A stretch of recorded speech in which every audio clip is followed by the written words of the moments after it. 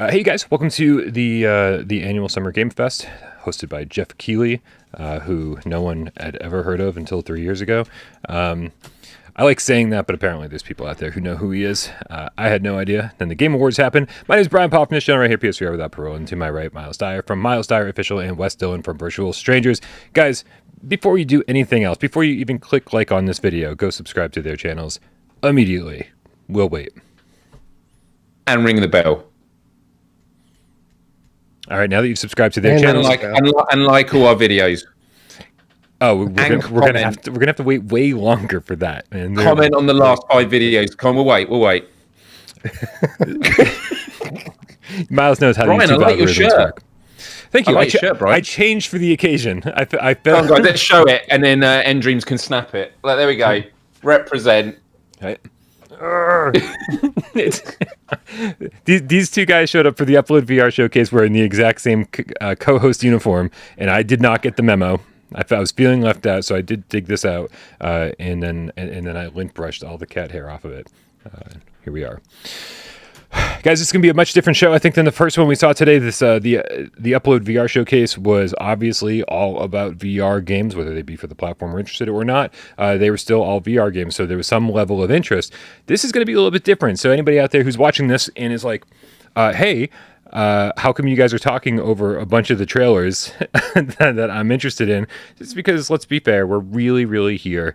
We're interested in what's happening in you know the world of video games as a whole, certainly, but we're most interested in anything that gets revealed that's VR related, especially PlayStation VR 2. We don't really know really how loose the grip is that Sony has on all these third-party developers, and how much they're willing to talk about first-party stuff. But I don't know, Miles, why don't you kick it off? How much PSVR 2 stuff do you think we're really going to see today?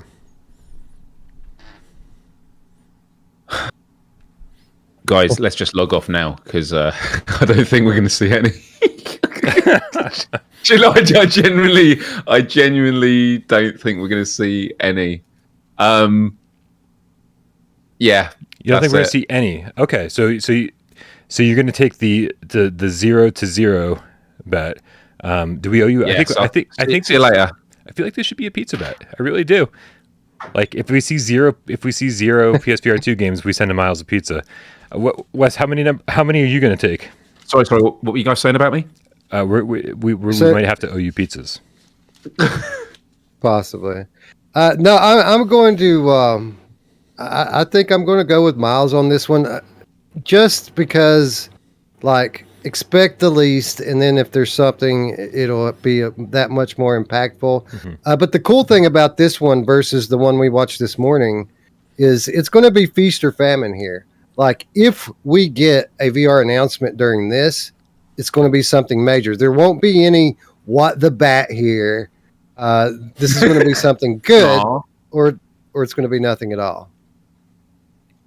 I feel like what the bat's just totally going to show up just to fuck with all of us.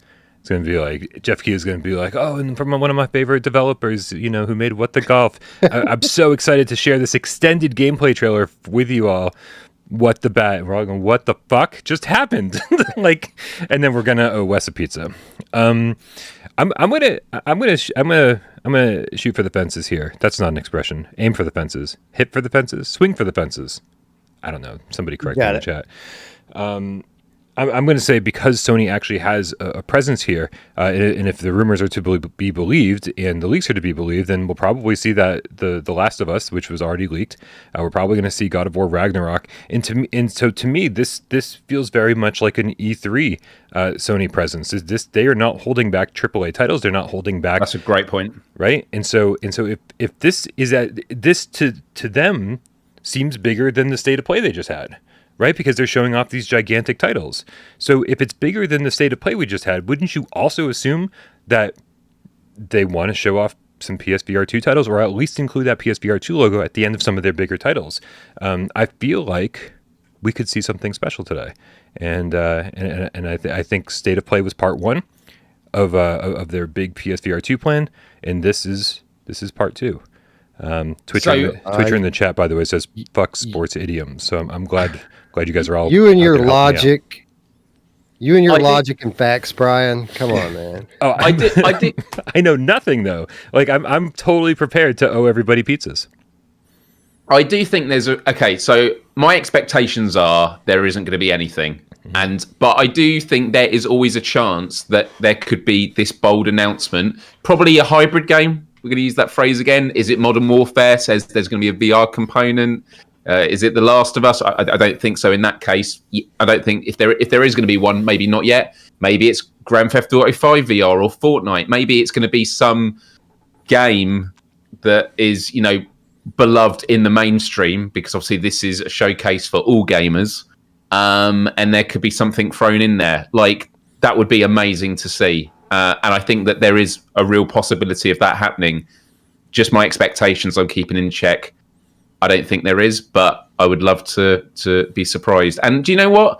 I kind of like being in that position, because I think of all the times where I've tuned into these kind of shows with all these high expectations and been disappointed, having it this way round, it just means that, yeah, I'm going to enjoy myself, and anything that's great in terms of announcements could be a massive bonus, and I'll be really, really happy for it.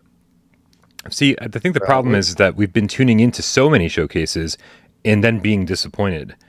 And so all of that disappointment is building up. And all the things that we've expected to see for so long are building up. And all of those games that have been missing in action for so long, and all those studios that Sony has working on games behind the scenes, and most of them not leaking, and most of them being super secretive. And they've got like all these PSVR 2 games in development. At a certain point, those showcases where we were disappointed, there has to be a payoff. At some point, there has to be a payoff, and I'm just really praying that this is the payoff, where we said disappointment after disappointment after disappointment, and then finally, oh, this is what we were waiting for. State of Play seemed like the beginning of that. It seemed like they cracked the door open and let us see what they were working on, but not a lot of what they were working on. It's like, here's some third-party stuff, and oh, hey, check out how amazing Horizon Call of the Mountain looks, and man, we can't wait to show you more at Summer Game Fest. I'm putting a lot of words in their mouth right now. But what's also really exciting about this time around is the window of opportunity has never been this great. And what I mean by that is, in the past, when we thought about VR games, there's a very select range of games and developers that could be talking about. For today, if there is a PSVR 2 announcement, it could literally be anything. I believe that Silent Hill could make an appearance today. Is there going to be a PSVR 2 component with that? I think that Hideo Kojima is going to be making an announcement on his new game, or maybe it's going to be Death Stranding 2. Is that going to have a PSVR 2 thing? We've also spoken about GTA 5 and Fortnite and Modern Warfare. Yeah. We've never been at a point before where what is possible in terms of VR could literally cover any IP and any game. And I think what an amazing time to be in that position where anything is possible. It's true. That's a good point. And it absolutely is fact that this kind of thing is what E3 was now. E3 is officially dead as of this year. These digital showcases, be it from Jeff Keighley, from Sony, from Capcom, Devolver Digital, you name it, it's digital presentation season now instead of E3 season like it was 3 years ago. So all of that, that big game hype should start to manifest itself through these various different showcases. So yeah. I mean, we could see some big stuff here today. I mean, I don't think I'm alone in saying that. I think the first 2 years, and we're coming up on 2 years of PSVR. I'm sorry, first 2 years of PlayStation 5 have been slightly underwhelming. And I know this is kind of, part and parcel for console gaming, especially the last couple generations. Usually they have stronger launches, but the last couple generations have really started off slowly and then ramped up. But by the time you're around like 2 years in, you're at least hearing about that first massive wave of next gen games. And so again, like you were saying, Wes, this is sort of the E3 moment where all eyes are on Sony, all eyes are on the industry as a whole, and this is sort of your time to make a splash. So little bit underwhelmed. I'm sure there are people out there who are like, but Brian Returnal, but Brian Horizon, but Brian this, but Brian that, and I hear you, but I'm only whelmed. I'm not overwhelmed yet. To quote Teen Titans, I suppose. But anyway, for what it's worth, I do think we're going to see some big stuff here today. And even if we don't get any VR, I still am mildly interested in some of the flat stuff. Even titles that are in development under Microsoft Studios. For example, I would love to see more Hellblade here today. That last trailer they showed us was just phenomenal, and I'd love to see more of that. And we could we see Abandon here today? Maybe. Dude, we can keep dreaming. Part of me is more excited to see something from Blue Box Studio than really any PSVR 2 game. That's how much I love the Abandoned story, that I just really just want to see it continue. Because if it fizzles out and there's no logical conclusion, there's no big end, there's no crazy climax, if it doesn't get any weirder, then I'm going to be a little disappointed, because it's been such a fun ride, and if it just fizzles out, I'm going to be real sad about that. But I mean, like, Miles, you mentioned there might be Silent Hill 2 remake could be here, and that's one of those things that Robert Serrano had tweeted a whole list of games that he expects to be here, which almost seemed like he was copying and pasting from some official document. Again, Robert Serrano, Raytheon, all these guys, I'm just waiting to unfollow them, like just waiting for like all of their leaks and everything to just be totally nonsense, and then I can finally unfollow you and say, okay, well, we gave you a chance and you've got nothing. But he had Silent Hill 2 remake on his list, and we also know that Bloober Team will be here today. So these are all kind of lining up, right? The potential for these things, and Bloober Team does seem to have some interest in VR, considering that they've allowed Incuvo to port their games to VR with Layers of Fear and Blair Witch VR. Definitely, love the people at Bloober Team. This is probably the worst question to ask Brian, so I'm going to ask Wes. Do you think that there's a risk that PSVR 2 could get a bit too horror heavy with the announcements? I hope so. God, I hope so. Yeah, do you not know Wes? I mean, so I mean, there's a lot of mediocre horror games in VR. There are not a lot of great ones. I think there's a lot of room to improve there going through the next gen, and I think we will. And yeah, you're right. It has been a little bit heavy-handed lately, but we're just getting started. So no, I'm not really worried about that. Sure. I mean, to be clear, I'm totally okay with it. I'm just thinking about the people that aren't, because when you think about it, we've got RE4, we've had RE8. We've got Saints and Sinners, which, I've seen the debate on between you two on the show before of like, do you class it as a horror? I think for people that aren't into horror games or anything remotely scary would regard that as in the same category. And then if, it was Silent Hill or a Hideo Kojima game, because, Death Stranding isn't a horror game, but it has horror elements, and like the BTs and that in VR, I'm not going to say anything that's spoilery, but like you've got these like tar pits in the floor with all these arms and that grabbing you from the floor. Like that stuff would be incredible in VR, and it would be horrifying. So, I do think it's important. I think it's a great genre for virtual reality, but I do feel that they need to have some really big hitters of fun stuff as well. That's maybe not just action based, but I don't know. What's the bet? The PSVR 1, it was a criticism of PSVR 1 as well. For a little while there, we had, we kicked off things with Resident Evil 7 and then Paranormal Activity and Don't Knock Twice. And we were getting like even these like smaller VR experiences like The Bellows and in Rush of Blood, obviously at launch. So it felt a little heavy handed when it came to horror on PSVR 1 as well. And that was a pretty big criticism that people had. And I kept my only retort to that was, but we don't have enough good ones, right? We've gotten a lot of horror games, but we've only gotten a few that are like super worth playing and whatever, which, kind of evened out throughout the course of the lifespan. But it seems like we're kicking off things with PSVR 2 with a lot of quality horror VR, whether it be Saints and Sinners and Resident Evil 4, Resident Evil 7. I mean, Village, I don't know anything about 7. Never heard of it in my life, never even played it. So so it is a little bit, it is interesting to see that that is a conversation that's already starting. However, we haven't seen the 20 major PSVR 2 launch titles that Jim Ryan alluded to.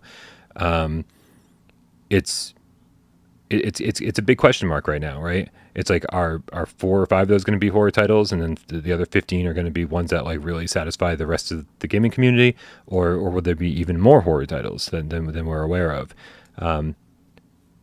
But yeah, man, as far as I'm concerned, there can't be too many, and that's why you didn't ask me the question, but that's why I answered it.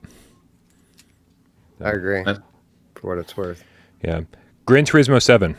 I feel like that. I feel like they need a little bit of a redemption story. Because of all the microtransactions and how heavy-handed they went with that. I do think that they need a little PR help and maybe saying, hey, we're going to include, we're updating Gran Turismo 7 with PSVR 2 support, ready for launch for free. An additional $30. Right, for free, obviously, and that's and give themselves a little bit of pat on the back and a little bit of the spotlight for positive reasons rather than what they've been spotlighted for recently. I almost want them to reveal this quietly now, because I feel like the bad taste in everyone's mouth is still so ever present from that whole microtransactions thing. I think if they were to do like a big VR reveal right now, everybody would just shit on it anyway because of their already negative feelings toward the title. Yeah, it's true. Cyber Expanse VR in the chat with the $5 tip says, "What up, homies? What up, Cyber Expanse VR? What up? And what up, everybody hanging out, waiting for the show to begin. It should be starting in just 10 minutes. I mean, as far as other games that we're excited to see, I mean, even flat screen games, I want to see more of Callisto Protocol, because Callisto Protocol is something we've been kind of hearing about a little bit from the original Dead Space creator, which is really, in my book, kind of fascinating that we're seeing a Dead Space remake, which I think we might also see here today, and Callisto Protocol happening, and they're both happening right around the same time. They're both coming out right around the same time, and so I'm a little curious to see more about that game, to see how it's going to differentiate itself from Dead Space, and I'm curious to see who's going to win that race. Well, Glenn Schofield, the Dead Space founder and creator who's working on Callisto Protocol, he's actually going to be interviewed by Jeff on today's show. So exactly for those reasons you mentioned, I'm really excited to find out more. And the fact that we've already seen quite a lot of new stuff at the PlayStation State of Play, to then have some additional stuff as well, I think this is amazing. Super excited. And yeah, as you mentioned with the Dead Space remake, there must be this kind of bit of rivalry, which is healthy, because actually on the Dead Space remake side of things, the developers have been really open with the whole process. Like, I don't know if you've seen many of the content pieces they've done, but they've actually done talked about the development process and said, look, these are the different stages. These are like the 6 phases of doing a remake. First is like, transcribing the original assets. Step 2 is doing it in this much detail and this. And it's really interesting that they've been just completely open, because they know it's a really precious IP and they want the fans to know that they're going to do them right. So the fact you've got, the original creator of Dead Space doing his own, and then you've also got Dead Space being remade by people that really care about the IP, right. I think everyone wins. Great. Mark Pringlesley for the £2 says, I'm going with at least 10 out of the 20 are horror games. Why do you tease me, Mark? Why do you tease me? I would kill for that. Got VR Legs says, Gambit, mind blown emoji. I agree. I'm very excited for Gambit. Yeah, there were some really great games already shown today. If you guys missed the Upload VR stream, I think they put together an amazing show, which also, again, to bring the negative slant right back, is also a reflection of the state of VR games currently. But man, there were so many high quality games mixed in with the lot that it was just it was kind of a lot to take in. But looking back and seeing the 20 games that they'd shown off, a lot of them on there are games that I'm very, very interested in. And so despite the fact that maybe cartoony games seem like they're taking over, I feel like VR is still very, very, very much in a healthy place. Tyler Brian, the Tiger. do we? Oh, here you go. Tyler the Tiger with the $5 tip says, I think PSVR 2 has the hardware and graphics to squash Quest 2 for good, but they just lack the games. Keep hope alive for some big AAA titles announced. I think it's hard to say PSVR 2 lacks the games currently because we still have another 9 months before the thing comes out. And I think they've got a lot of titles to show us between now and then. But you're right. Based on what has been shown so far, yeah, we don't know a whole lot. Not a whole lot's been confirmed. But I think that's going to change dramatically between now and then, Tyler. So Hakuna Matata, it means no worries. Yeah, and for what it's worth, as hungry as we all are for these, next level, next gen VR games, the developers out there are hungry for hardware that they can make these sorts of games on too. I mean, don't get me wrong; they're all thrilled that there's a thriving marketplace that they can sell VR games on now, and they don't have to go back to making flat or mobile games. They can stick in VR. But I know from personal experience that many of these developers are super excited for what PlayStation VR 2 is going to mean for the marketplace and for VR gaming as a whole. So as excited as we are, so are most of the, small to mid-major developers out there. Yeah, and we don't need to squash Quest 2, right? Like, we can all coexist and be happy together. And it's not like cell phone gaming isn't the most popular gaming platform on the face of the planet, right? We can certainly have a very healthy console VR market along with a very healthy mobile VR market. I think that these two things can absolutely coexist, and we're going to have a lot of happy VR players very, very soon.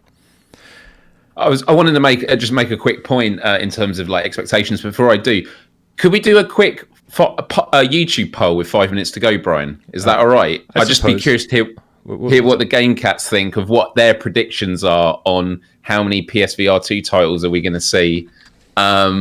Because it'd just be good to get a sense of the chat and see if the chat are on the money more than any of us are. But the thing I was going to mention was, on the one hand, the moment we started seeing PSVR 2 news like officially announced by Sony, we want to see more. Like, that is a completely natural response. But if we are going to assume that PSVR 2 is not out until February of next year, that puts us around 7 months. And if there's going to be like 20 main launch titles, if we're going to go with that number, it means on average that's 2 to 3 titles a month. Now, they're not going to be spread out that evenly, but the idea that they're going to show us loads tonight, that no one is necessarily, or today, that no one's suggesting that anyway, but it's kind of like they have to pace this, and they're going to want to make a big splash at the showcase in September.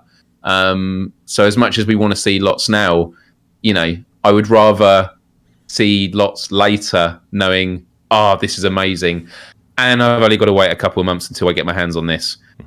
If they showed loads now, and I was like, we've got 7 months, it would be so much torture. Yeah, agreed. I have to agree with you on that. So it's a tough balancing act, So I guess we didn't really talk about it much. The Last of Us remake trailer and details leaked by Sony themselves, kind of accidentally earlier today. We assumed that this was all stuff that was going to be shown during today's summer spectacular bonanza. What the fuck is this called? Summer Game Fest. I think Summer Spectacular Bonanza. It's a way better name. Next year. Yeah, I mean, there's always next year for sure. We'll do our rival one. What do you guys? I'm going to play the trailer for anybody who wants to see it while we kick around for the next 3 minutes. But what do you guys think of these kind of things getting out there ahead of time? Does it kind of bum you out, or are you sort of excited, just as excited when you see the leak as you are if you saw it during the showcase? Well, with this title specifically, I'm ecstatic, and I don't care, in what manner this gets out there. This is one of the best story-driven games that I've ever played. Maybe the best. And to see it get a next-gen remake is something that I'm very excited for. Maybe the next flat game that gets me out of VR for a little while. But let's hope that maybe it's playable in VR. Yeah. That's one thing that I feel like doesn't need to actually be in the trailer. It can be one of those things that after they showed the trailer, Neil Druckmann or whoever else from Naughty Dog comes out on stage and says, let's tell you a little bit more about what you just saw and the advancements that we've made to this game that weren't really maybe, highlighted in this trailer. Also, check out this first-person PSVR mode. 2. It's a hybrid PSVR game. content in development. Fuck you. No content. Yeah, no, that would be amazing if they were like, and there's content available, but it's the full game. We're like, wait a minute, what? Okay.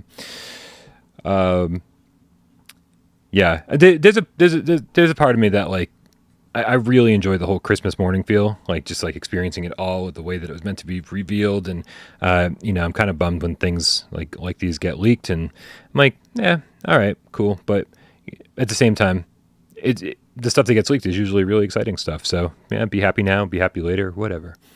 I hate it. Sorry, go ahead. For the record, I hated how the sequel got leaked. Like that completely ruined the game for me. Well, yeah, that's unfair, right? Because then there's everybody talking about the story before anyone's even got a chance to play it. Right. So to me, that was just totally an unfair judgment of the game. Just want to check in with you guys. 88 votes so far. 26% of the people say there will be 0 PSVR 2 games shown today, but an overwhelming majority of 59% say 1 to 2 PSVR titles. 11% say 3 to 4, and a whopping 3% think that this is going to be a PlayStation VR 2 showcase and have 5 or more titles shown today. Bold. Very Donatello. It's Donatello. Yeah. Yeah, Donatello's keeping hope alive. Yeah, I mean, look, on the Last of Us thing, for me it's really hard to gauge because it's like the industry's worst kept secret. We've known about this remake, and we were talking about it earlier with Upload VR. I'm mindful that we're seconds away from this starting. Yeah. But I do feel for the devs. They work so hard on this. They'd be really happy to show you this. But I think with a game that's a remake, I'm less bothered about it. And as a fan of The Last of Us, I'm really excited. But here we go, you guys. This is it. Here we go. Make sure this is full screen for us. There we go. Hit the mute button, Miles. Or unmute, as it were. Unmute. I was wondering what you were saying. And here we go. Hello, everybody. I'm Jeff Keighley, and this is Summer Game Fest, a live showcase of what's next in the wide, wide world of video games. We are. Tell me, guys, when your first VT footage of a game comes up, just so I make sure I'm in sync with you. IMAX Theater, welcome to our showcase event. Over the next few hours, we'll give you updates on the games you love, be joined by special developer guests, and yes, have a few surprises along the way too. Now, what I love about this show is that it's a true cross-industry showcase. Whether you play on Xbox, PC, PlayStation, Switch, or mobile, we'll have games for you. It doesn't matter your platform of choice. We're all here to come together as one community that simply loves the art of amazing video games. The biggest franchises it's a great set. I love the design. Here, like Call of Duty, you'll get introduced to exciting new worlds and new teams, and we'll make room for small independent developers who we think deserve the spotlight too. If we do this right, hopefully you'll discover a few new games to put They're on asking your if Jeff wish can be list. turned up a bit. Even if you don't get He's kind of quiet. let me see if I can do anything on my end, because I've got it maxed out. Today, but we've got a lot I think they mean, of no, great text stuff. Jeff now and So ask him. let's get started. I'll get right on that. Over 30 years ago, Capcom Street Fighter hit arcades, and ever since, Where's that this enthusiasm, legendary Jeff? Japanese fighting game series has continued to evolve. Street Fighter 6 is coming in 2023. Okay, VT's just started. Right World now, premiere. We're excited to officially confirm a character. Yeah, I'm coming to the behind. game I'm and behind show you the guys. exclusive first gameplay First gameplay footage. footage. Enjoy. Enjoy.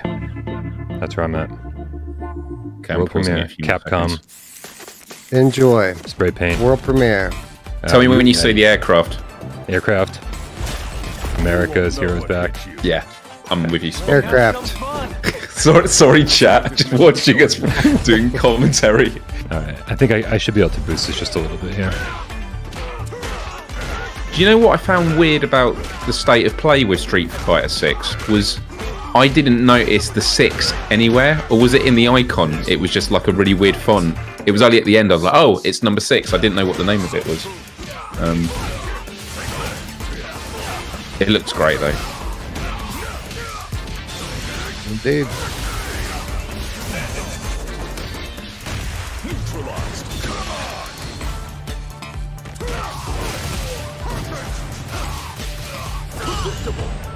I'm still not sure what I think of the paint effects. There's enough. I didn't change anything yet. It's all in your head, man. Placebo.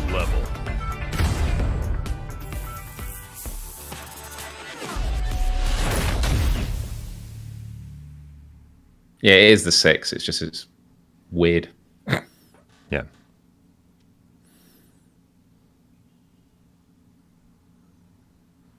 It's all about the comb. Hype. All right. Next, it's time for a brand new game announcement here at Summer Game Fest.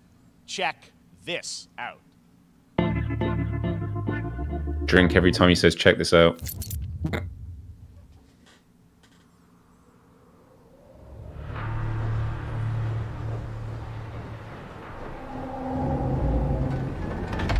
Sergeant Leo Alvarez of the CM Leth Recon Squad. Our mission was to enter the Tantalus base, locate the ComSat relay, and bring it back online. We found the relay, but there was a problem. Get that door closed now, Private. Close that gate. Nothing gets in here. Ray didn't make it. Releases of One Piece. Willis, take the lead. The shame about right. Oh, This ain't Is it? good. Another what alien we game. found was a new kind of evil. And it found us first. What the? This wasn't human. Retreat! Retreat! Yep. It looks like aliens. Willis! Open fire! Go! Go! Go!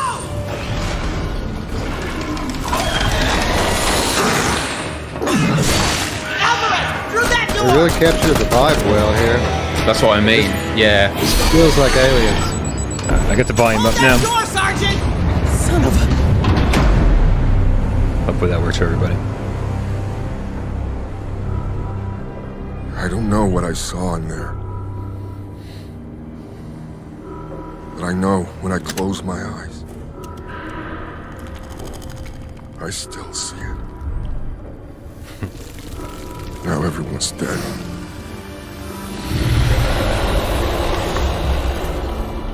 And someone needs to know.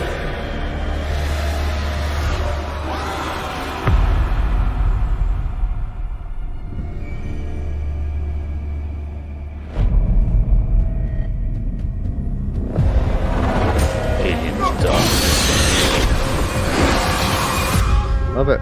Looks great. Like checking every logo, Mike. Right. PS4 and PS5. But That was Aliens Dark Descent, and it's coming in 2023 to console and PC. Next, 2 years ago at the Game Awards, we revealed the Callisto Protocol from the creative forces behind the Dead Space franchise. Today, I am thrilled to get to show you the first raw gameplay alongside its creator, Glenn Schofield. But first, here's the quote-unquote Schofield cut of the brand new trailer with a little more gore. interesting. We like gore.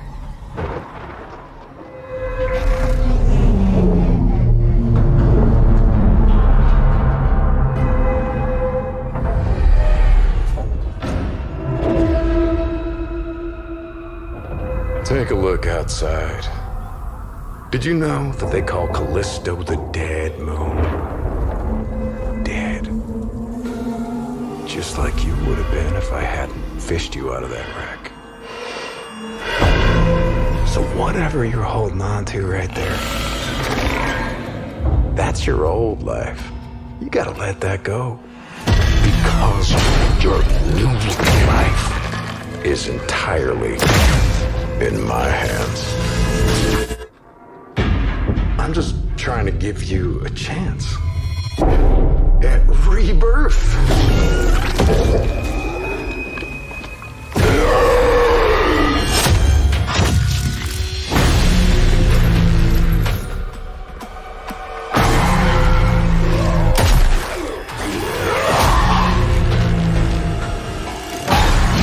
I need it.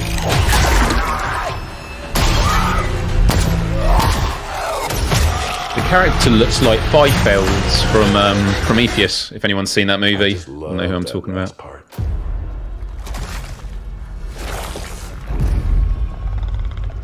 Gives me chills every time.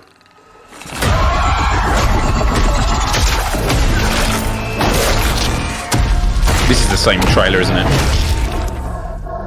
Yeah, I mean, he said it's recut a little bit.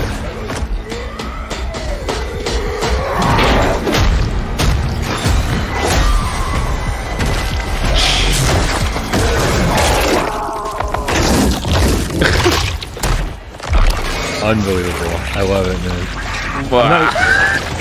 For as much as I love horror, I'm not like a gore person. But I really dig that. Love the vibe. So good.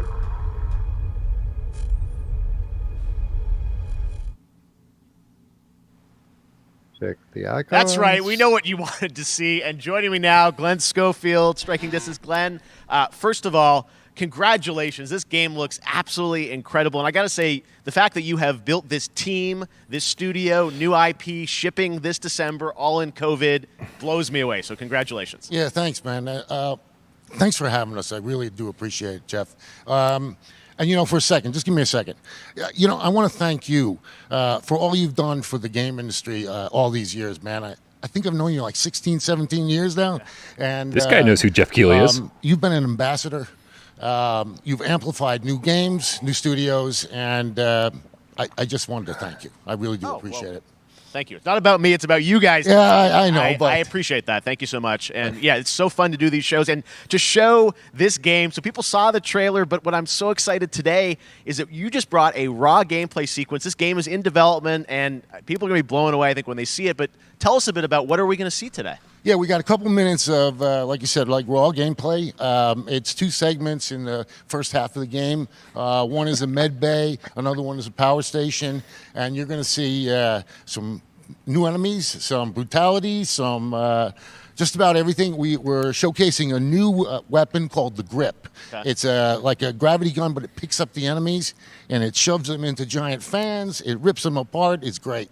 And then check out the nice ending we have, where we usually will kill our main character Jacob, and in a very unique way.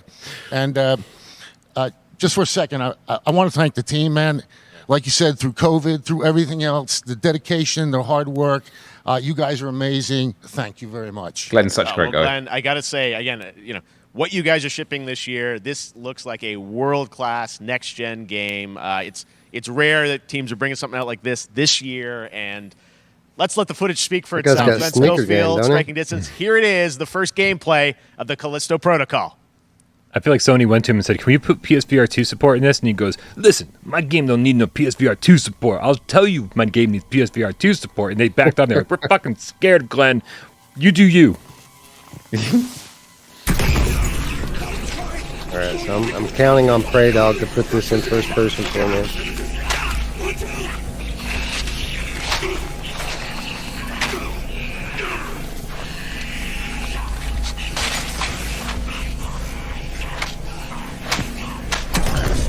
God, it even moves like Dead Space, right? Like the character movement and the camera movement, it just reeks of Dead Space, which is not a bad thing. That game aged really well. Well, supposedly, this story of it taking place in a prison was actually the original synopsis for the original Dead Space, but then they changed it. So it's interesting that they've now... Like, when we talk about spiritual successors, this is like, you couldn't get any closer to that than this. Nice. What was the ship in the first one? The Ishimura? Is that what it was? That was it. Yeah.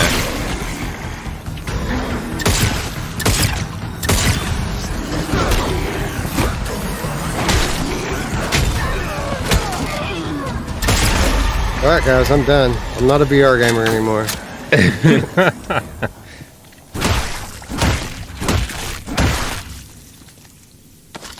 I don't know. Flat screen Strangers just doesn't have the same ring to it. Oh, not at all. International House of Pancakes. That's what we're going to be called now. Dude, I hope you serve breakfast all day.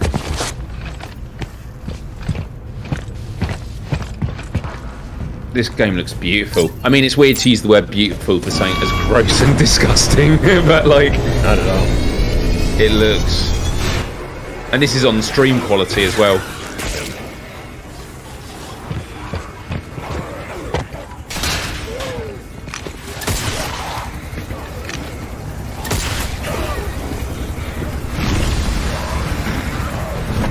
There we go.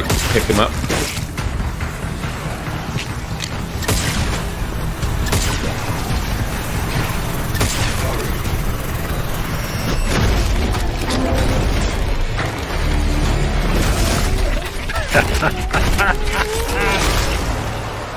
I take it back. I'm a gore person now. Oh my God. That just happened. All right, moving on. This October, Call of Duty Modern Warfare 2 arrives. Infinity Ward is once again returning to its roots for a modern-day action game, and today we're about to show you the world premiere of its gameplay with a level playthrough. To tell us more, let's head to the port of Long Beach to check in with Johanna Ferris, the head of Call of Duty.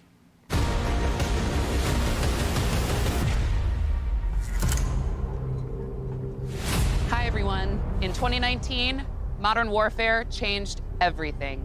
And on October 28th, we usher in a new era of Call of Duty with the launch of Modern Warfare 2. We are back, we are bigger, and we are bringing the entire team. Price, Gaz, Soap, Alejandro, and of course, Ghost. We needed a stage big enough to debut Call of Duty in a whole new way, inspired by the world we're about to enter. Oil rigs, cargo ships, and staggering odds are just the beginning.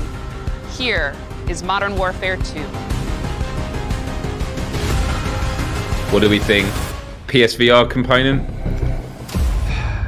I don't know.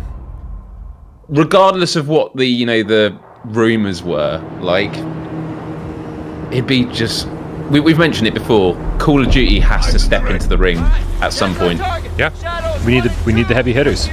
Yeah. Also, shout out to the son of Jor-El. Thank you so much for the dancing pear and the $5 tip, man. We appreciate you so much.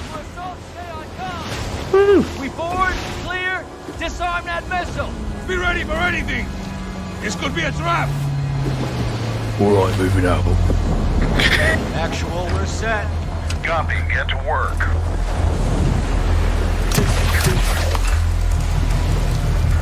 British soldiers sound like they mean business. At 'em.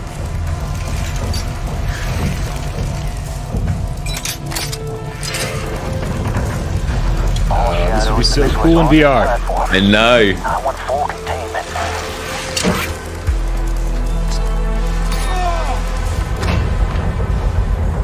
Got 3 AQ internal. 2-1 making entry.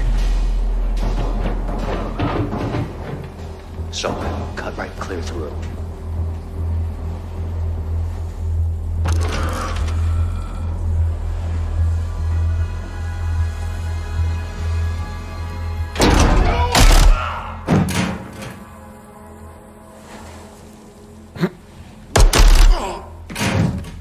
Room clear. Coming out.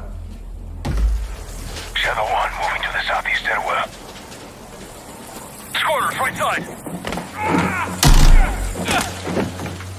Reminds me of 500 Hour, the oil rig map. Yeah. 2 above. You don't see that in Firewall. No.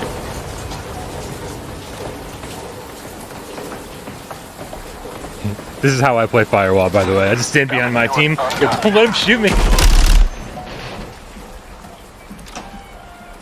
coming to PSVR 2 as a rail shooter. Dude, I'd fucking take it. I would take it. Would you take it? I mean, yeah, and I'd probably like it. Yeah. So. Roger that. Dead right here says press square to open doors. How lame. How about using your hands? Well, it says circle as well, isn't it? Smash. Yeah. It's like, yeah, just use your hands how you want. Fast. All shadows, force out. I want eyes on that container now. 2 copies, moving. It's so true though. Like as he walked past that table, you just see all the buttons flashing over every item. Whereas VR, it's like, well, no, the item's there. You grab it. Shadow 1, ghost. Visual on flares coming from the ring. Although, in all fairness, when you're using an aim controller, you're still tapping the buttons. Yeah. Yes. Yeah. Very firewall-esque. All shadows, missile is on the helipad. 2-1, we're moving to secure. Cover us. 2 copies off.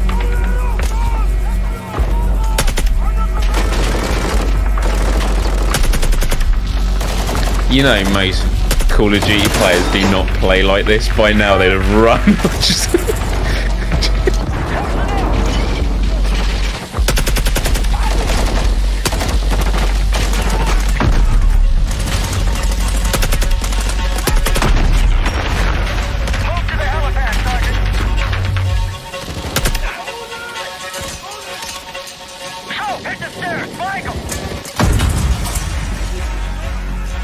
And all anyone is thinking about is multiplayer. Right. Clear. So 5,500 people watching this on IGN. Is IGN the main broadcaster of this, or they've actually got their own channel, haven't they? Yeah, we're watching it through the official Summer Game Fest channel, whatever that is. 235,000 watching right now. Okay, that makes more sense. Because on IGN, I was like, I'm surprised 5,500. Yeah. On the ship. You have your orders, son. Stop that launch.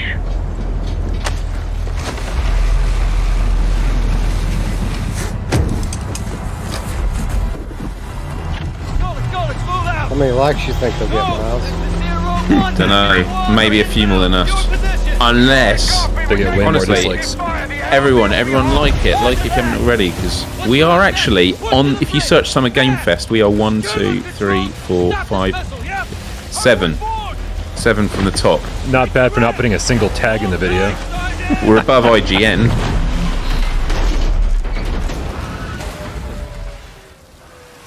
We're above one of IGN's live streams. So Let's have ourselves a gunfight. yeah, come on, Game Cats. We are the #1 PSVR podcast in the world. In the world, true. Yep. And #1 show in the world with hosts called Wes, Miles, Brian, and AJ, I believe. I haven't verified that yet though. Sounds legit. It does. Big news.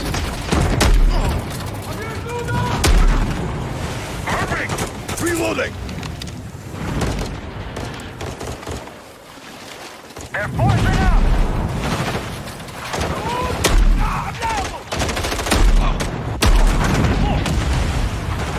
See, this is cool, but I just think already this is too long. Yeah. That's what I thought when he said a level playthrough. Really? Like a whole level? Like if you show a whole level of a VR game, that's like 20% of the game. Because this all looks great, but it's like, but that's what you want to experience for the first time. Like, Alright. there's not people watching this going, I'm not sold on it yet. Let's just see what happens next. Yeah, and it's also a strange level to choose, right? Because it's like kind of identical from the beginning to the end. Yeah, that's so true. There's not a whole lot of variety in it, so it's like it's cool to see the waves crashing over and the cargo crates moving, sliding around. But really, like it is, we haven't seen very much variety at all when it comes to the map. That was cool though.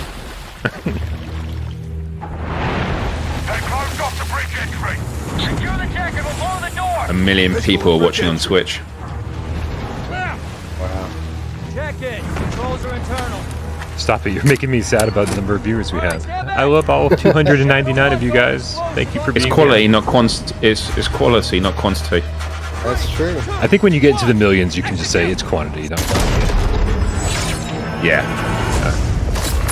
That's true. Screw you guys.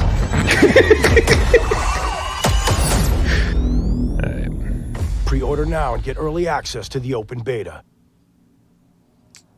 Okay. That's what we're talking about. And joining us now, up from Long Beach, Johanna, great to see you. How's everything? It's great. Thanks. Great to have you with us. And also Jeff from Infinity Ward. So we saw the first gameplay. Thanks for that extended sequence. Looks incredible. Jeff, tell us a bit about that mission. Where is that set in the game? What are we seeing there? Absolutely. I'll tell you where it's set. First of It's all, set on an oil we're rig. really excited to welcome back Captain John Price and Gaz Garrick. You know, they're not actually in what we just saw today, but they're returning members from 141, and then the other two characters that you may recognize from the older franchise that we're reimagining are Simon Ghost Riley and of course Soap John McTavish, and then a couple other new characters in here that we're really excited that we got to create for this game. First, Commander Philip Graves and Mexican Special Forces Colonel Alejandro. And Alejandro, I gotta say, it's a character we're really excited about. He's a guy who's super capable and a guy who's just as important as Task Force 141. But as far as the level's concerned, you know, I got to shout out to IW. You know, this was a tremendous collaboration across all of the different disciplines. As you saw, everybody coming together, some really motivated devs here. And, you know, you saw the wind and the animations and the awesome sound design. And of course, our new water tech, which is actually pushing the boat in different directions. It's creating a physically dynamic environment, allowing for the cover you were seeing. In certain cases, you could be behind cover, and then suddenly that cover would shift and leave you exposed, but it also leaves the enemy exposed, creating this emergent gameplay. So again, I'm very excited. Just can't wait I'm so excited that we get to show it off today. And that's just a hint of where things are going to go. Johanna, tell us a bit about Call of Duty overall. Modern Warfare 2, obviously, you know, we're so excited that it's back this year, but you've got lots going on across Call of Duty. What can we expect from you guys this year? Yeah, we first of all, thanks for having us here. We're just so excited for October 28th. It's such a big moment, not just for Modern Warfare 2 and everything that Jeff and the team at Infinity Ward have built, but it really marks this step change, what we're calling a transformational moment for the entire franchise. You're going to see incredible rendering, incredible graphics, all the things just within the game itself, built all on one shared engine now across Warzone and Modern Warfare 2 going forward. Of course, there's a lot of chatter and interest about the new Warzone experience. We're affectionately calling it Warzone 2.0. There will be a standalone experience of Warzone for current existing players as well. So we're going to sort of feed the entire community there. But all eyes on the 28th. And again, I think the collaboration's just been incredible. Everybody's so excited for Task Force 141. Warzone coming to mobile as well for players on the go. We're on Steam, as you know. I mean, so it's just a big moment, and there's going to be a lot more to come in the months to follow. Well, before we leave, In we the got to months ask a to little bit follow. about Warzone 2. I know we just, you know, we're showing gameplay here on this, but can you tell us anything? There was a little bit. It seems like there was a little bit of a tease maybe in the trailer yesterday. Yeah, when we're seeing that from the community, we love when the fans can pick up some things, some chatter about maybe seeing high rise and other elements. But we will get into the details of Warzone 2.0 for sure. It will be an extension of the Modern Warfare 2 universe. Yeah. So all the more reason why we think this game, this moment is such an important title for all of us looking ahead. And like we said, we're having a bold vision around the entire future for the franchise. So we're in position. We're really excited.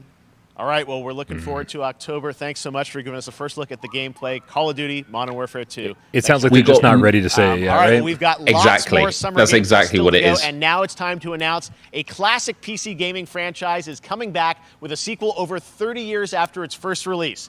I loved this game when I was growing up, so I'm honored to share this very first look. Hey, Tornado. Right? She just dripped water on me somehow. I don't know where that came from. I'm nervous. Some things are better left unknown. Oh my god. Oh, wow. Is this flashback?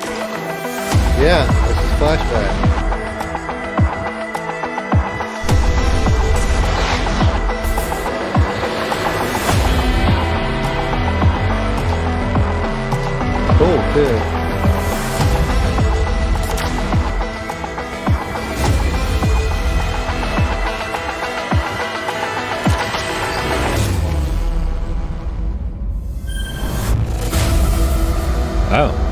not just a remake. It's a Flashback Squared. Cool. It's cool. I liked Flashback. I was a big Out of This World fan. Another World. Flashback was great too. All right, let's turn back time. I would prefer Back if they in cubed it, 2017, we announced guess Witchfire they're at the alright. Game Awards. Almost 5 years later, I am so excited. The team at the Astronauts in Poland has put together an in-depth look at the gameplay of this dark fantasy first-person shooter, which will enter early access soon. I am so excited to play this, and I bet you will be too after you see this.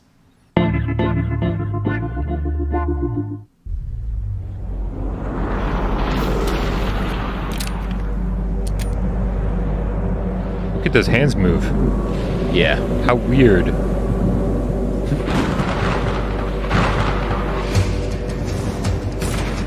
There's arms, so this can't be a VR game.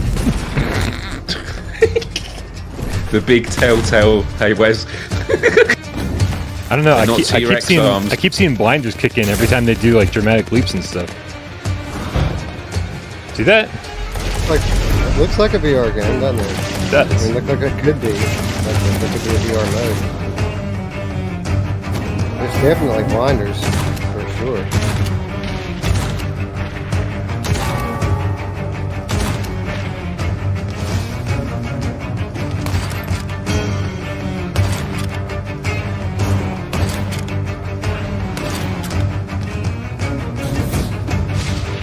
Does this look like Time Splitters to anyone else?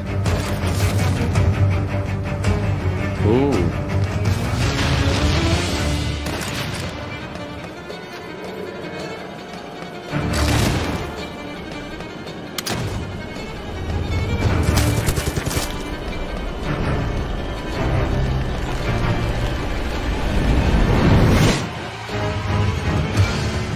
Witchfire.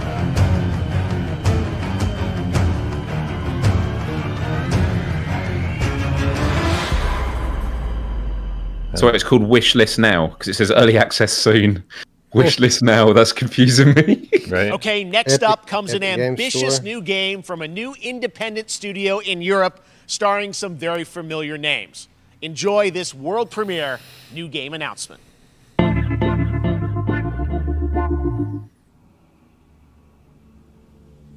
Officer Taylor, Medlog 29.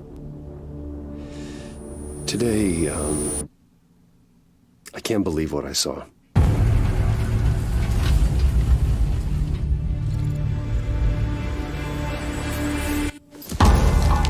Solace, everything okay in there?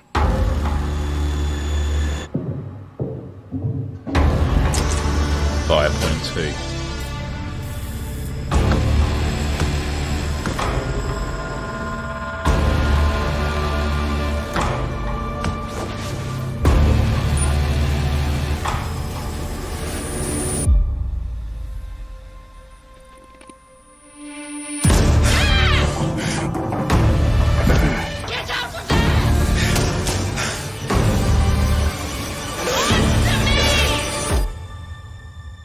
Something's going on here.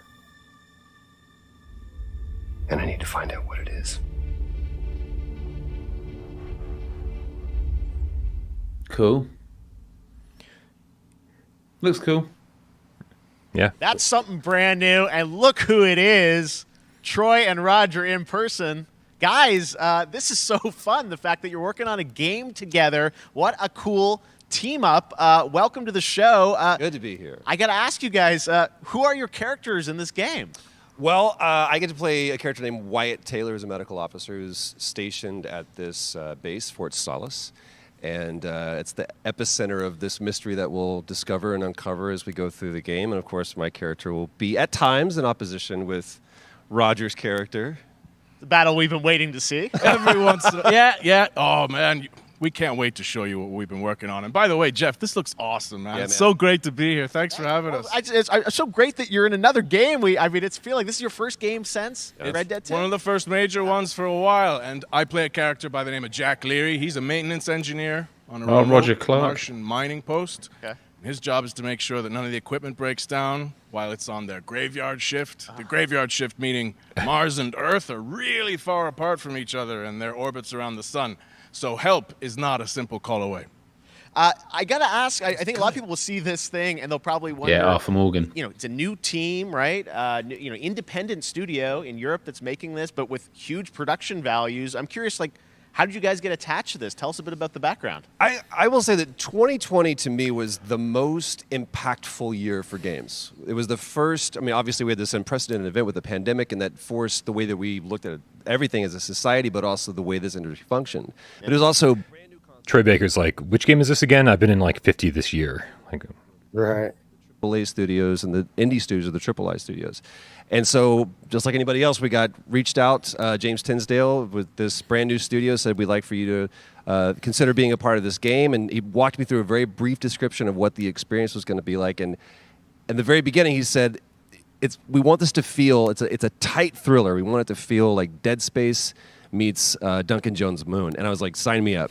I'm into that, absolutely. And full like performance capture and everything. Right? Yeah. Absolutely. New studio, brand new energy, and of course, I get to work with one of the best of the business. And me. I get to ride on a horse in space. And watch him in That's what I love to. That's what I want him to say. Challenges it's and a all the space new innovations horse. that this medium provides to performers. We can't wait to show you. There's a good girl. I think it's gonna be, I guess I've seen some of the behind the scenes and the performance capture, Unreal Engine 5. I mean, it looks absolutely phenomenal. Can you give us a hint about the gameplay? Like, what are we gonna do in this game? Yeah, the verbs are always important. So we're going to let the game speak for itself. We'll be showing you more later on. But this is a game where you as the player, you're going to be exploring, you're going to be discovering. Like we said, it's a very tight thriller. So you're moving very fast-paced through this world. There'll be multiple locations, multiple ways for you to traverse, which we're excited to show you about.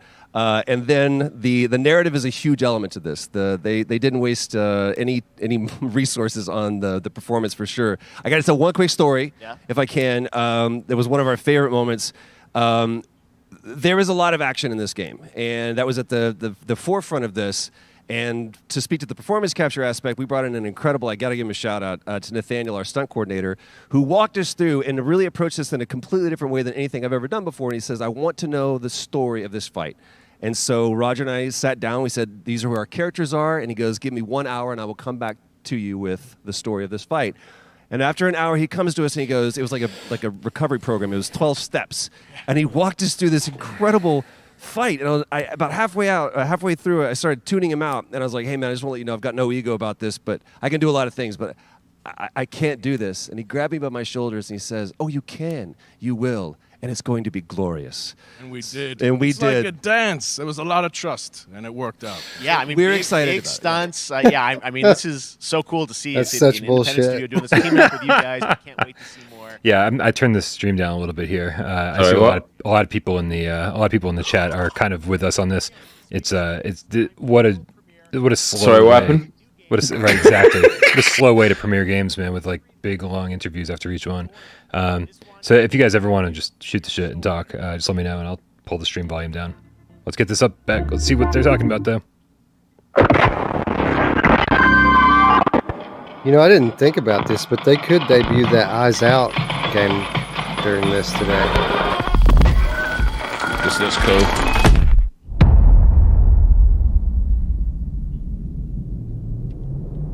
I've always wanted to see a fish do that. I know, that's what I thought. Yeah. This looks gorgeous. Again, really gross environment, but it looks... Oh man, what game is this? Fantastic. I don't know, but I love it already. I'm so easy to please. Five Nights at Freddy's. No. That'd be fine by me. This looks awesome. The graphics are just... Next gen? They're like super clean, but like really detailed at the same time. This looks like...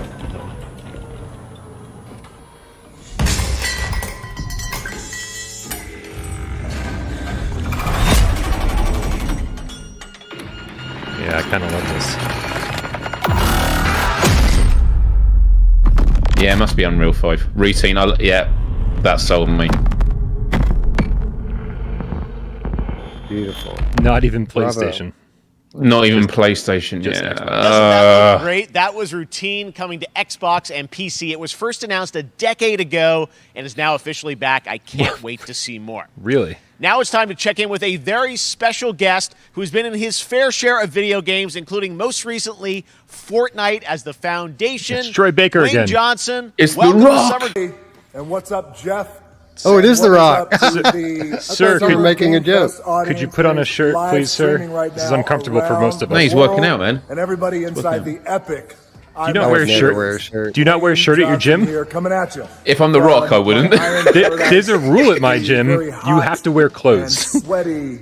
It's probably his own gym, man. And smelly. That's a good point. I'm the only one here. I own it. Zoa Energy, the #1 fastest growing energy drink in the game. You guys know me by a lot of nicknames. The Rock, La Roca in Spanish, Uncle Handsome, sexiest man alive. I'm sorry, what? Big drink energy. Uncle Handsome? Is that a thing? Always room for a cheesy joke. There's always room for the extra large cheese pizza, especially when I'm delivering, and I deliver them often. You got my attention, you guys sir. also know me as the greatest and most electrifying surprise in gaming that happened. You know me as the Foundation. And I got to tell you guys, #1, thank you so much for the crazy response of me becoming Please the just Foundation. say Fortnite But VR. also, I got to say that, I've had such a pleasure working with Epic Games. Man. What is going on and, today? The teams over I there. feel We like- cannot wait to show you what we have in store. Are for these the future. new And speaking of the supplements future, I'm having in the causing me future, the you trip? will also 'Cause know me it's just- as Black Adam. Black Adam, as millions of you know around the world who know the Black Adam mythology. Oh my He goodness. is ruthless. He is unstoppable. I love For those all who these don't, people I that are always like to say, speaking. quick tutorial is this. Black Adam has the powers of Superman. But the Right, I'm only going to talk difference- over this for a minute. Well, there's a few differences, but one of the biggest The game that differences Troy is- Baker and Roger, can't remember his last name, are in. It's a Solus great Project? example. It's a great example that there are a lot of games that years ago would be like, top tier, but the quality is so high these days. There's a lot of games you'll see that go, it looks good. I'm probably not going to play it though, and that's probably one of those games, which is a shame. Yeah. The production values on this are amazing. They handed him a phone and they said, could everyone just mind clearing out the space behind him for just 5 minutes here? Amazing production values. Yeah. It's The Rock, man. It's The Rock. He can do what he wants. I know. I like the product placement too. It's like crazy. Oh, here we go. We're moving on. This is Black Adam. Oh, it's the. What have your This powers trailer does look revealed? great, but I've seen it already Nothing but because it's on YouTube. I was a slave until I died. Then I was reborn a god.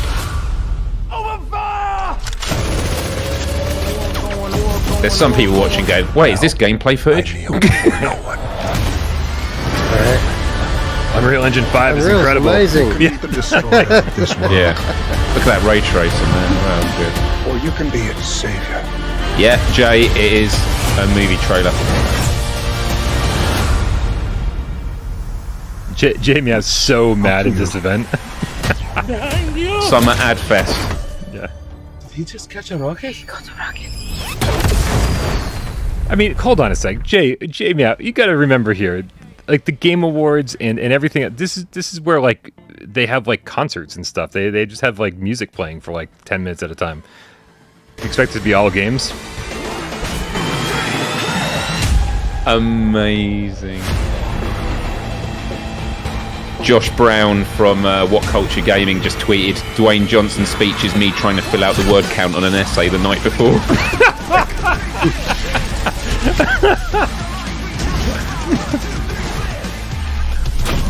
I love that.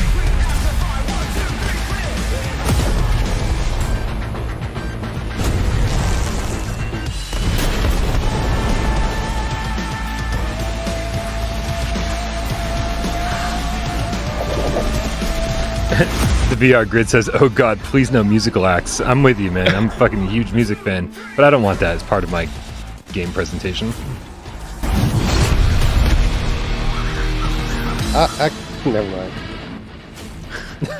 Nothing. I'll hold on to that bad joke. Yeah, we might need some filler later.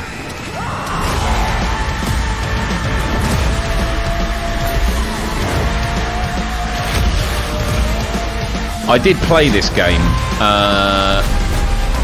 My bandmates encouraged me to rent it with them, and it was all right. But it was like a great example of a game that was good, but not exceptional. And games need to be exceptional these days for me to put it above other games. Yeah, I don't know. It just seems like too familiar to me. Like seeing this version so many times, a version of this so many times. Baby Legs VR, come on. With rudder support. Someone had one of the game cats said. Platoon 3.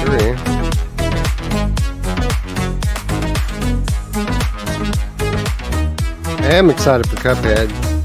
Looks cool. Yeah, I just got a copyright claim for that.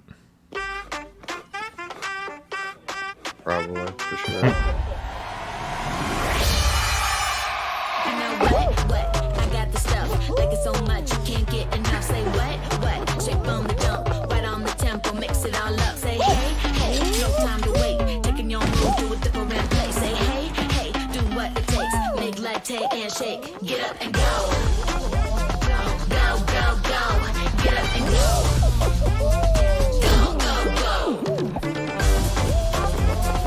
I thought we were done with this game. We're never going to be done with Fall Guys.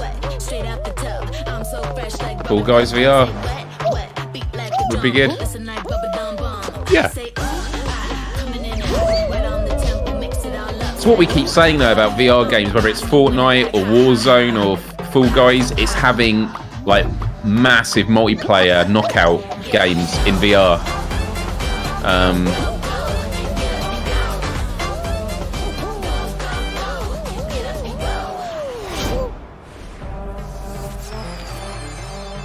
I mean, I think we were talking about this yesterday, Wes. I mean, what VR games have the most players? Ray in that Fall Guys piece, and you can play and download Fall Guys for free starting June 21st across all platforms, including Nintendo Switch, I'm just baffled by how this is only season 1. Hasn't this game been out for like 2 years now?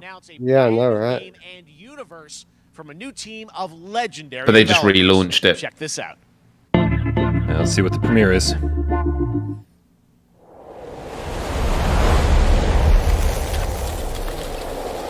Why is this name familiar? Frost Giant.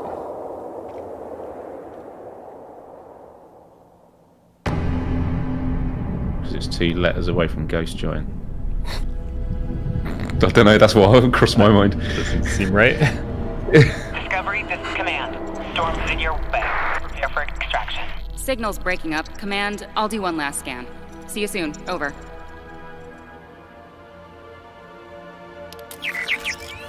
Okay, hurry.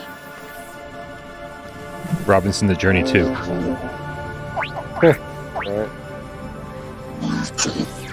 I love that game. Now we're talking.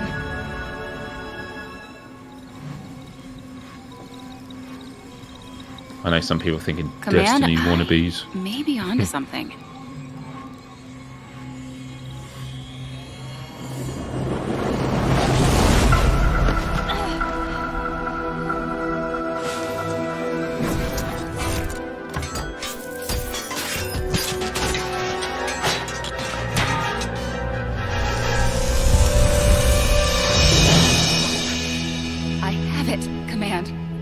I have it. Mission accomplished.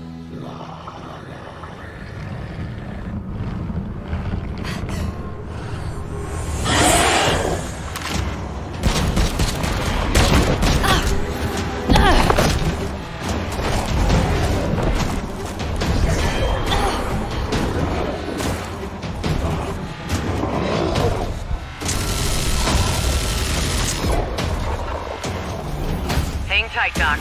I've got this.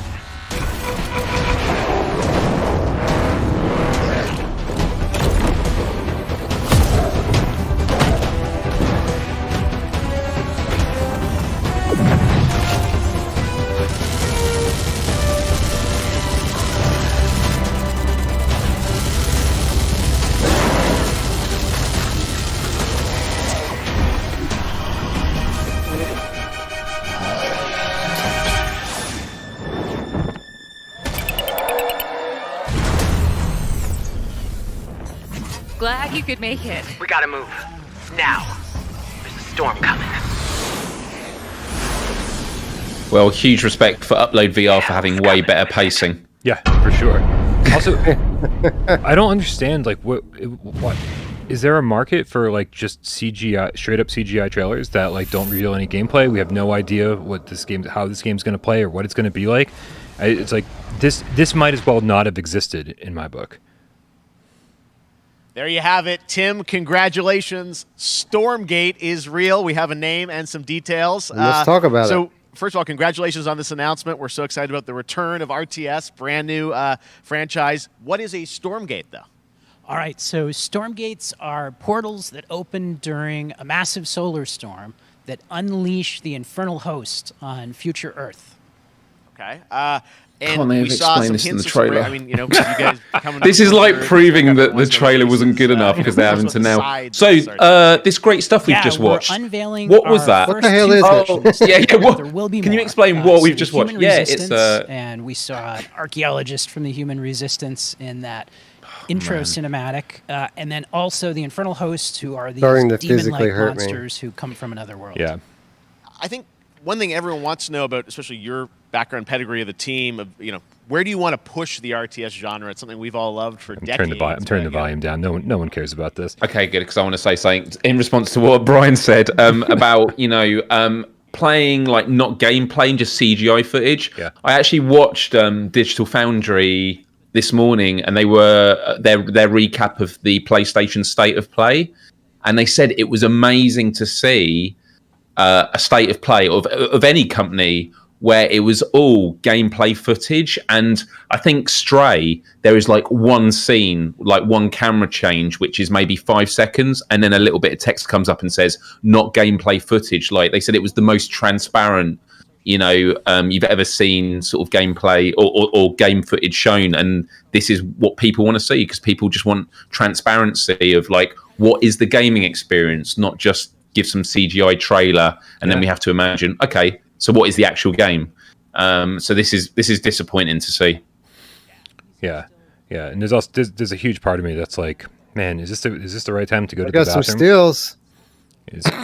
I mean, is it though? Is it really stills? Yeah, I guess they are stills. Yeah, I don't even know what to do right now. I need to pour some more coffee. I need to go take a piss. And I'm afraid to leave you guys with the volume turned down because if they show another game and like everyone's like, turn the volume back up, Brian, hurry up, come back. So I'm gonna wait till the next game and then we'll. Okay. Which I think is I will right text now. you though if something comes up. That's fair. But let's see what happens with this next game. And I'll try not to troll you by saying, good morning, High Water Dwellers, High Water Pirate Radio. All right, I'll be back. Wait, this could be PSVR 2. Wait. That Alphaville elites are planning the to bat? evacuate to Mars. True or not, the one thing we can't deny is What the that the bat? world ended I mean, at least it on a looks pretty. sunny day. You get a coffee, dude, because I'm going to make myself a tea next, so we'll rotate. And we'll see the first person to miss out PSVR 2. Unless they switch to first person mode in the next 5 seconds, I'm gonna go take a piss.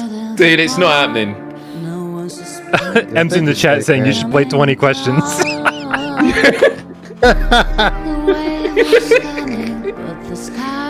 Alright, I mean, I'll be this back. This is cool. This is cool, but this is the thing. All the games that have been shown, Wes, have been fine. It's just that sort of what we're expecting of this show, and it's going to be what, 2 to 3 hours?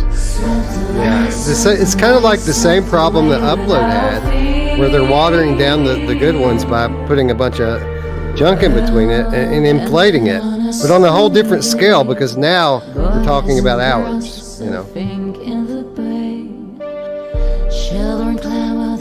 High water. I mean, this looks fine. Yeah. I mean, how we doing, chat? Speak to us. What I mean, you're a speaking lots. breathtaking trailer. High Water cool is an song. adventure strategy game Yeah. set in a world ravaged by extreme climate change. Now, speaking of the world around us, the I love conflict the in set, Ukraine though. is not Set's far from really anyone's cool. mind. And Oh, it's yeah, it impacted is. the development of games, including Replaced from Sad Cat Studios, a Belarusian studio with devs from Belarus and Ukraine. The team had long hoped to reveal a new trailer here today, but were understandably unable to complete it in time. Guys, I just want to say we're thinking of you and all the developers impacted by the conflict, and hope to be able to share your work at a future show. All right, our next game is an official selection of the Tribeca Games Festival. It's American Arcadia, where you play Trevor, whose life is being televised with the viewing population constantly voting you up or down. When you become unpopular, you need to start running for your life. Okay, regardless of what you Check this feel, out. chat, hit that like button. Let's get it up to 200. Let's do it. Anything? You just missed the most incredible PSVR 2 Picture a announcement, city Brian. where Silent technology Hill. and science go hand in hand with fun and It was great. entertainment. My grandfather, This could be Elijah better. Walton, had a dream to build the city of tomorrow. That Why is dream it just like is now this? a reality. And that city Groundhog's is Day, too. Arcadia. A 43-square-mile metropolis where each and every citizen enjoys a life of luxury and comfort. Broadcast live 24 hours a day, 7 days a week on every digital platform. American Arcadia. Control. Subject on the run on camera 4025. Interrupt broadcast immediately.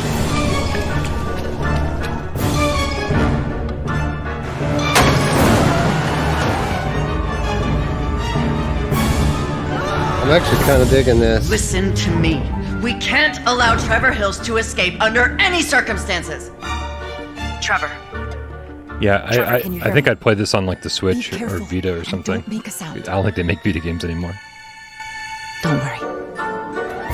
I'm going to get you out of there. I like the production of it. Like, I mean, it's graphically simple, but it seems Apparently, pretty we've made it to the beach. Next up is a sequel we've all been anticipating for a long time. There's Trouble in Paradise, and watch out, you don't want to get bitten. After many years of rumors, we finally get an update on this much anticipated sequel.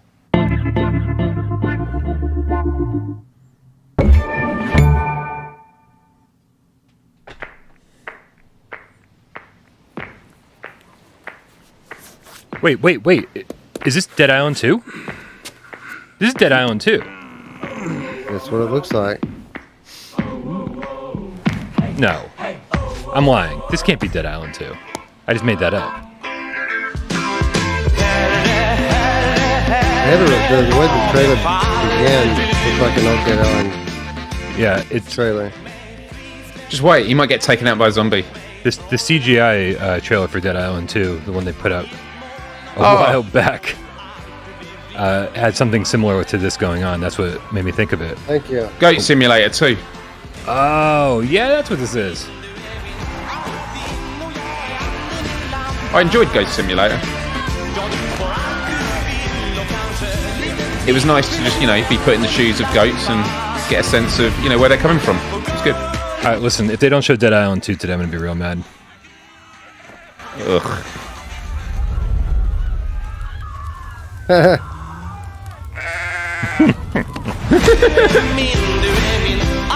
Wait, 3? I didn't know. So I didn't realise there was a 2. I thought it was I missed 2. Goat Simulator 2 available Maybe now. that's the joke. Goat Maybe that's the Simulator joke. 3, and it's coming later this year to the Epic Games Store. Now, last year, Marvel and 2K announced Marvel's Midnight Suns, a tactical RPG from Firaxis Games, the studio behind XCOM and Civilizations. Heroes from the Avengers and X-Men cross over with supernatural ones like Blade and Ghost Rider for a battle against Lilith, the mother of demons. Today, we've got to look at some new folks set to join the battle.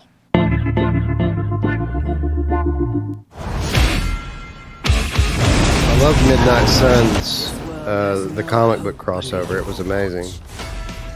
Are you a comic book guy, Wes? I was about 20 years ago. Yeah, I was. Yeah, about 20 years ago too. Beginning of Image and around the death of Superman is when I jumped in. Exactly. That's exactly when I was in there. Like early Spawn. Yep. Spawn was a favorite of mine for sure. I've loved all the Image comics. So Savage Dragon, God, the Max. I hated Pit. Savage Dragon. Savage Dragon and Max were like the ones I didn't like. Oh, Max was like my favorite. I was so glad when they made an MTV cartoon about it. It only took like 7 months for each issue to come out. Right. My sweet child. Mother wound. I like the Wildcats and what was the Rob Liefeld one? I don't even remember. Youngblood. There you go. Yep. Yeah, I tried to get back into comics here and there over the last few years. All-Star Batman and Robin I thought was amazing. It was like Frank Miller. Just remarkably well done. But I still didn't stick with it. I've been wanting to get back into comics for a while. Yeah, this is just another thing I want VR to do for me. I want 3D, pages. Yeah, that would be a great idea. I mean, we've seen some or I have seen some application of it, and it works really well. I mean, there was Wonder Book, right, with the PlayStation 3 Move? Not that.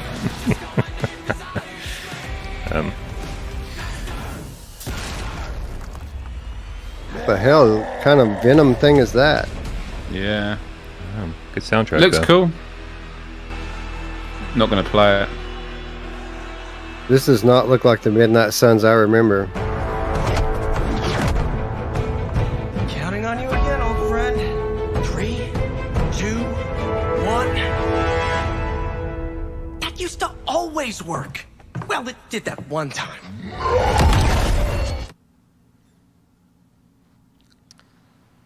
That was Midnight Suns, and now we're moving on to the wonderful world of Cuphead, the delicious last course. And can you believe it? We're only a couple weeks away from playing the delicious last course DLC. You see how they did that for Cuphead? Joining me now is Maya Maldenhauer from Studio MDHR. So first of all, Maya, it's really coming? It's really coming June 30th on all major platforms. We are thrilled. Well, I'm so thrilled, too, that I think all the fans can't believe that this is here. And I've been lucky enough to play this actually on my Steam Deck last week. Picking her shirt. I can't.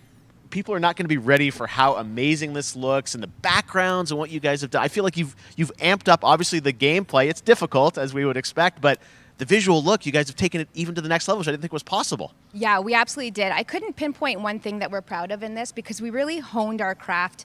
Took everything to the next level from animation, the backgrounds, the music, gameplay design, and of course our new playable character, Miss Chalice. I'm very proud of her. Chalice is fun to play as, and even though this is a DLC, it feels like it's its own game inside of Cuphead in many ways. It is, definitely. Yeah, you just get on the island, and there you are off to this new territory, which is amazing. Yeah, it's our biggest island yet. Super-sized bosses, lots of secrets to discover. Don't let any rock go unturned. Yes, and lots of challenge ahead. Well, I know you brought. I know you don't want people to necessarily have too much spoiled about the game, but you brought a little something for people. A little something, yeah. It's brand new gameplay footage of one of our new bosses, Mortimer Freeze. It takes place in an icy arena and features some of my personal favorite attacks and transformations. We hope everyone enjoys it. All right, let's check it out. Cuphead, the delicious last course. Thanks, Smile. Thanks. I played a little bit of Cuphead and wanted to pull my hair out. It's amazing. Is this the second game in the series or the third? I can't keep track of what's going on. This is the second. Actually, it's DLC, but it's the second installment. I think. Could be wrong. Yeah, I always thought it looked amazing, but I never got around to trying it. It is incredible. The animation style is just we just recently out of this world. picked it up. Yeah, we within the last 3 months, we bought the original Cuphead. I haven't played a lot of it, but I love just watching people play this. It's so cool looking. That's what I mean. The art style, it's actually good to watch gameplay. Well, at least they didn't bring the Cuphead orchestra with them this time like they did last time. Yeah, we don't need any of that. This is already a little slow. Oh, we've got plenty of performances later. Sting, everyone. Please, shoot me. That was great. That was a really good showcase. Well done. Now, if you want even more Cuphead, and who doesn't, tomorrow we will show you an exclusive look at Season 2 of the Cuphead Show when I co-host Netflix's Geeked Week, which will include new show and game announcements. It streams at 10 a.m. Pacific, 1 p.m. Eastern. And that's not all. There's more Summer Game Fest all weekend long. Coming up next is the Day of the Devs Indie Showcase with IM8-Bit and Double Fine, then Devolver's Marketing Countdown to Marketing. Tomorrow, after Geek Week, there is the Epic Games Store Showcase at 11 a.m. Pacific, 2 p.m. Eastern, with news on Rocket League and the Tribeca Games Showcase. And Sunday, don't miss the Xbox and Bethesda Game Showcase with a look at the future of Xbox and Game Pass. Now we have some exciting news for Nintendo Switch and PC fans. This is totally Neon White, E3 a game now. where you play an assassin from hell Yeah. who slays demons for the chance to ascend to heaven. I'm so confused. Like, I don't actually know how long we've been sat watching this. You could literally say 3 hours, 5 hours. I have no idea. It does sort of feel like we're in purgatory. The fact it's light outside still, I'm going to open it. It's like 6 in the morning. I just realized I need a new chair in a bad way. Yeah, seriously, I was just going to grab a pillow to sit on because this chair suddenly felt real hard to sit on. I was turning it earlier. I was about to sit in it like you used to sit when you were a kid in school. So I could lean forward and do one of these things. Oh, this game looks very Japan. Yeah. Oh, this is so much better, Wes. This is cool. But I am going to make myself a cup of tea, like a British gentleman I am. Be right back. Feel free to chat bad stuff about me, but I will be watching this on replay, so I'm time-stamping this. Miles, I'll text you if any PSVR 2 stuff happens. I love it. All right.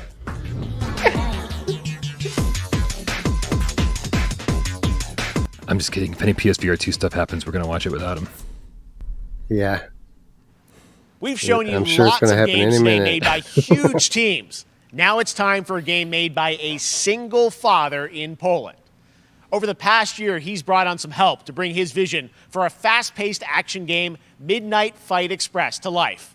Let's take a look. You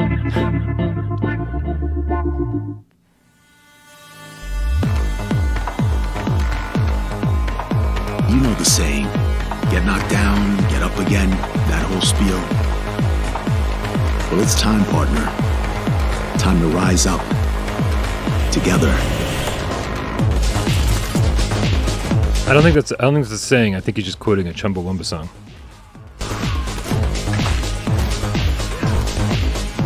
Looks like it was made in dreams. It's happening. The big guy's actually going through with it. Which is quite the compliment. For what it's worth, though, I mean, yeah, it looks pretty cool. Like, this is a type of game that actually works really well in Vorpex on a screen, like a 3D screen. Gotcha. Tonight, we wash this whole damn city down.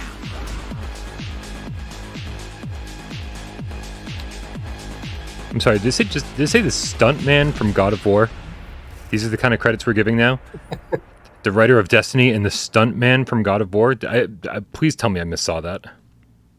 Yeah, I didn't Game. catch it. I'm I happy don't to know. announce that a PC demo of this game is going live right now on Steam and will be part of the Yeah, or Steam Seek nailed it. It looks like Hotline Miami 3D for sure. More playable games to get in the hands of you guys at home, and that's one of them. Check it out. All right, joining me now is Megan from Digital Extremes to talk all things Warframe. Oh, come on. Do we have Megan, to really how you doing? talk about Warframe? No, we don't. We don't. Alberto Mapam El Game Gato said, I was about to ask which Chumbawamba song. It's a great joke. I love that. This show is going to get a special Twitch drop, right? That's right. I already have seen people. I don't know how. I mean, I guess Warframe must be way more popular than I think it is. Like, it must be huge, right? Like, everybody plays it, and I don't even know that it exists really. Special events category. I know I can't look anywhere without them giving something away for free. And when I saw them, that's the first thing that came to mind. Is like, they're about to give something away. Sure enough, that's exactly what they did. Interesting business model. I mean, I know I downloaded this game when I got my PlayStation 4 because there were only so many games you could play, and this one was a free-to-play download, and I checked it out and was like, oh, okay, and I never played it again. So it must have gotten a lot better since then. I don't know, man. Yeah. Let's talk about comic books, man. What else? Have you picked any up, like since the good old days?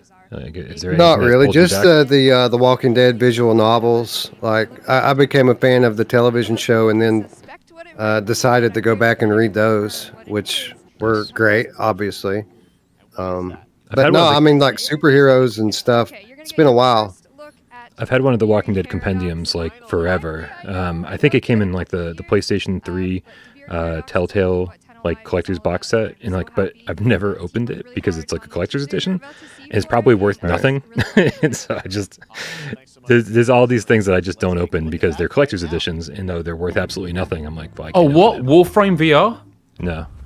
Child, Sure. Wait, my what is? friend, what was done is done. What do we got here? New dangers, new choices await us now.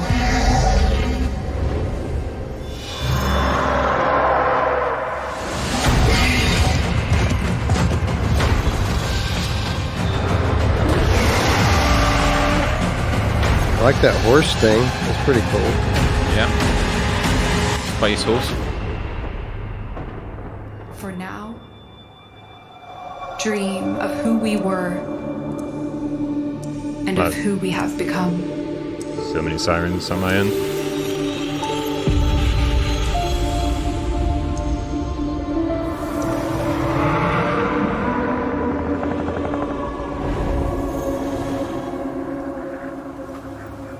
It's so funny how some of these trailers make the game look like something I would want to play when I know full well that it's really just not. Free Chris at Night bundle, Brian. Free Stranger's Hood. Just what I've always wanted. Next, it's time for a new look at Honkai Star Rail, an upcoming open-world space RPG. Yeah, a lot of space today from Genshin Impact studio Hoyoverse across mobile and PC. This studio continues to deliver, and this new trailer reveals for the very first time a new and exotic realm players will be able to explore.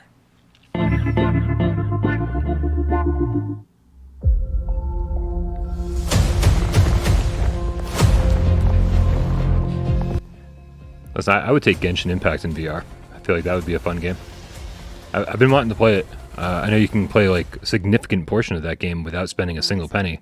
And if that was in first-person VR, I feel like it would play a little bit like Zenith. Be fun.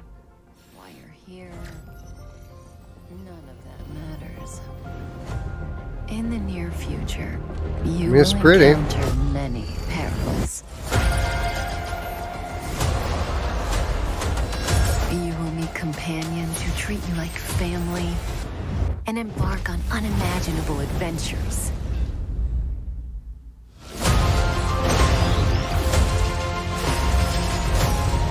Remember what you feel in this moment. As long as you know in your heart where you're heading, you will arrive at the end of the story.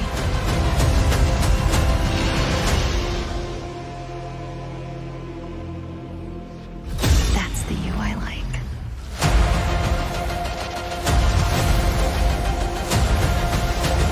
David in the chat says you can complete it all without spending a single penny. David, at what point does it get like ridiculously hard and they start pushing you to buy stuff though? That's I'm sure you can complete most things without spending any money. Waleed is now a game cat. Rare, specifically a white tiger with a Canadian $2 tip, says it's so hard to watch this. It's draining my soul. I mean, I'm glad I'm watching it with you guys. I guess at least there's that. And that's not all from Hoyoverse. It's as if showcases. Sorry, yeah, you go with Zero. Their next. I was going to say, major but new IP. we pull out a good joke every now and then that makes it worthwhile. I'm blown away by what I've seen so far. It was announced a couple weeks I was going to ago. say, it's as if Has the state of detail, plays and showcases have switched around. Look how appropriate. Jamie out with the $2 tip says, "Crew question: is this the worst showcase ever?" No, I've seen. I mean, it started off with an Aliens game, and and then Calypso Protocol. I think it's super slow paced. I'll say that, but I don't think it's a bad showcase. I think it started strong, but it's tapering off pretty heavily. Yeah, it's true. Sure, but I also think that they'll be ramping it back up at some point too. I feel like the middle for is, sure.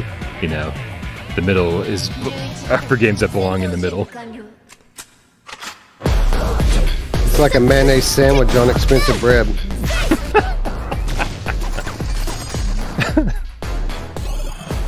Oh man, can't there be bologna in my mayonnaise sandwich? Because it kind of If you feels like really there want. is. Yeah. I think you got a little bologna in your mayonnaise for sure. By the way, I just saw on Twitter, kind of funny, their clip of when the Goat Simulator trailer came up, and they all fell for it as well, thinking it was Dead Island 2. I feel better. I feel vindicated. Yeah. Now, that first shot, man, it looked like that old Dead Island trailer. It was a good. I really hope that Dead Island 2 is here. It feels like it could be. And it would make the whole thing worthwhile. And if it was in VR, I guess I won't be having to send in miles One of of pizza. my favorite reveals last year was I want Eyes Out. Shredder's I want to see what Revenge, Eyes Out's which reminds working us on all here. of the Turtles arcade games back in the day. Well, it's nearing the end of development, and the team wanted to use SGF as a way to reveal one exciting aspect of the game they've been keeping under wraps until now. I am excited for this game. This is cool. Riggs is going to love this.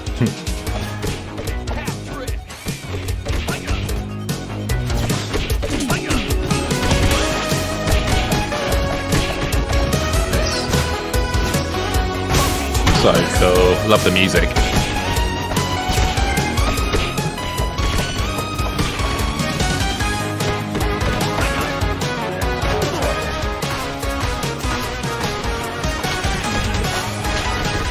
I just love the look of it. I love seeing Bebop and Rocksteady. I like the what do they call the hoverboard things? It's the I don't remember, but I was just gonna say, are they playing 6 players? Yeah, that's awesome. That's great. We've already talked about this over on Discord. A bunch of us are picking up the Switch version and gonna play this together online.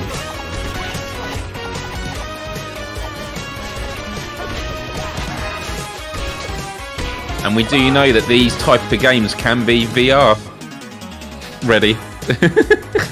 Not holding my breath for that one. No. Hello to him. Oh, wow. Holy crap. Well, next week.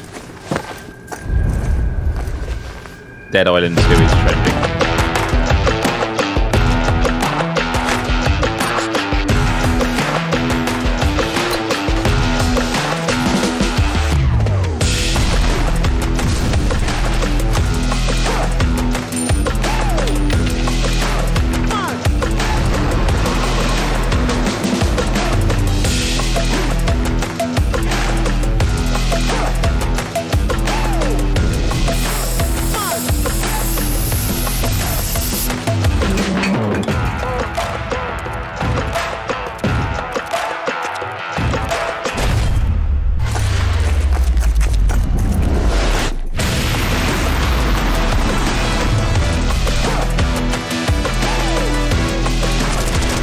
Yeah, I've been saying forever that I want more jetpacks in VR. I just changed my mind. I want rocket shoes.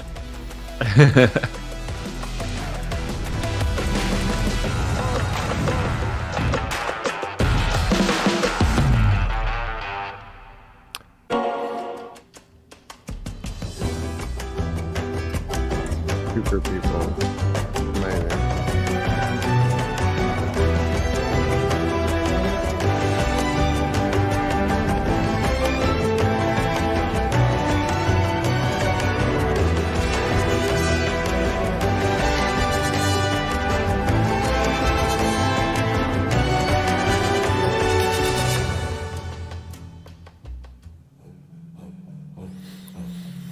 Okay.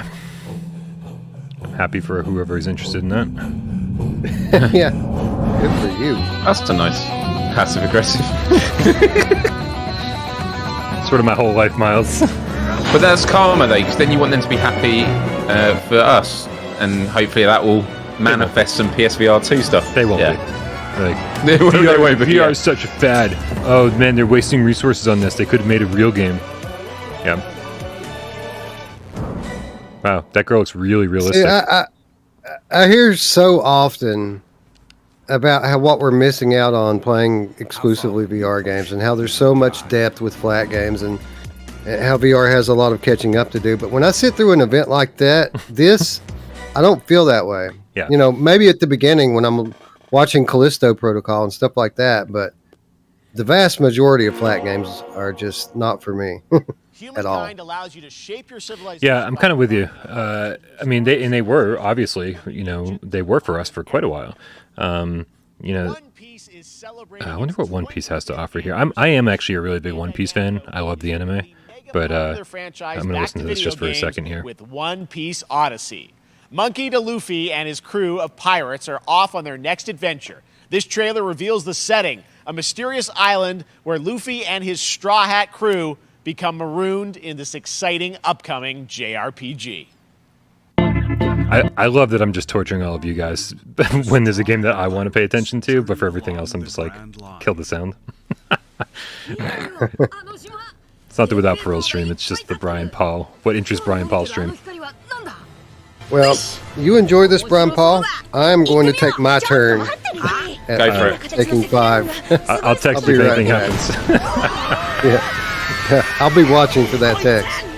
I'll tell you what, one thought I didn't think I was going to have watching Summer Game Fest was, I wish I was playing Rec Room right now. Yeah.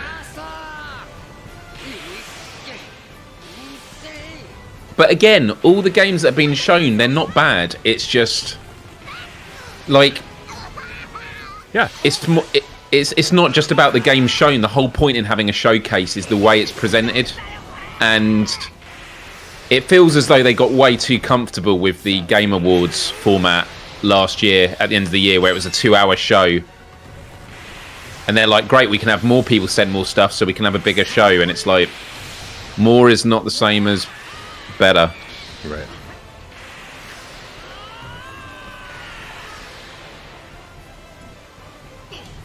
To be honest, The Last of Us leaking was probably the best thing that could have happened to them, because they actually got ahead of all of the trending topics on Twitter. And before everyone tuned out of the show because of One Piece.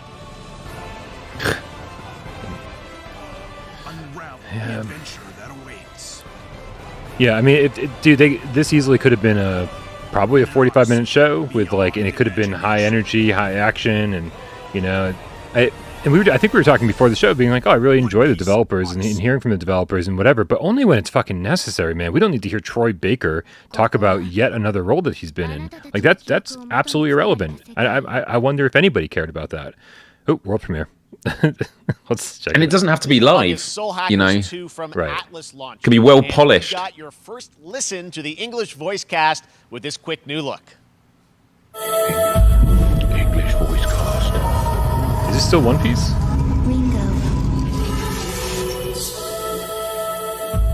Ringo.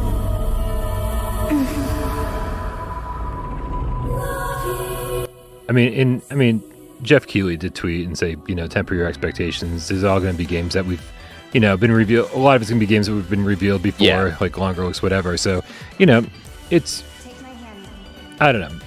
Maybe but that's the thing. I've come in with no expectations, but as a show, it's still just yeah. I mean, going back to the dev thing you mentioned, Upload VR. What's great is when they have the devs, they're talking directly to camera, and it means they can edit it and make it a really good story. It's what Sony does on their showcases. They talk directly because, we can find out the best way of communicating this.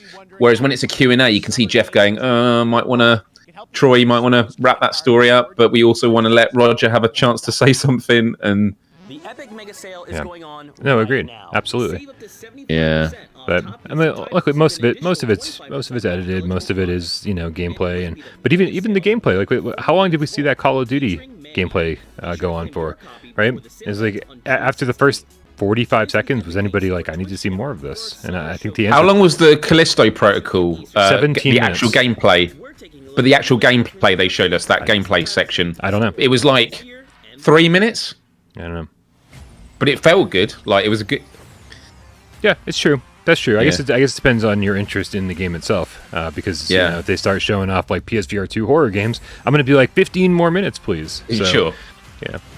So there's probably people in the chat that are like, would you fucking stop talking over these games? I love all of them. And so, you know, and Yeah, but if people want to watch just the showcase, they can watch it directly. Oh yeah, for sure. Oh yeah, you're tuned in here because you love us so much. Is that why I'm tuned in here? Yeah. Oh, Doom has been taken away from me. Yeah. Dude, I mean, in all fairness, I'm looking for an excuse to own an Xbox. Right? I'm constantly, like I was the guy who was like happy about the Bethesda acquisition, the Activision acquisition. I was like, fucking do it, man! Like, give me a reason to buy your console. Hold on, I love retro games. What are we doing here? What are we doing? Ooh, fighting Street Fighter 1. I mean.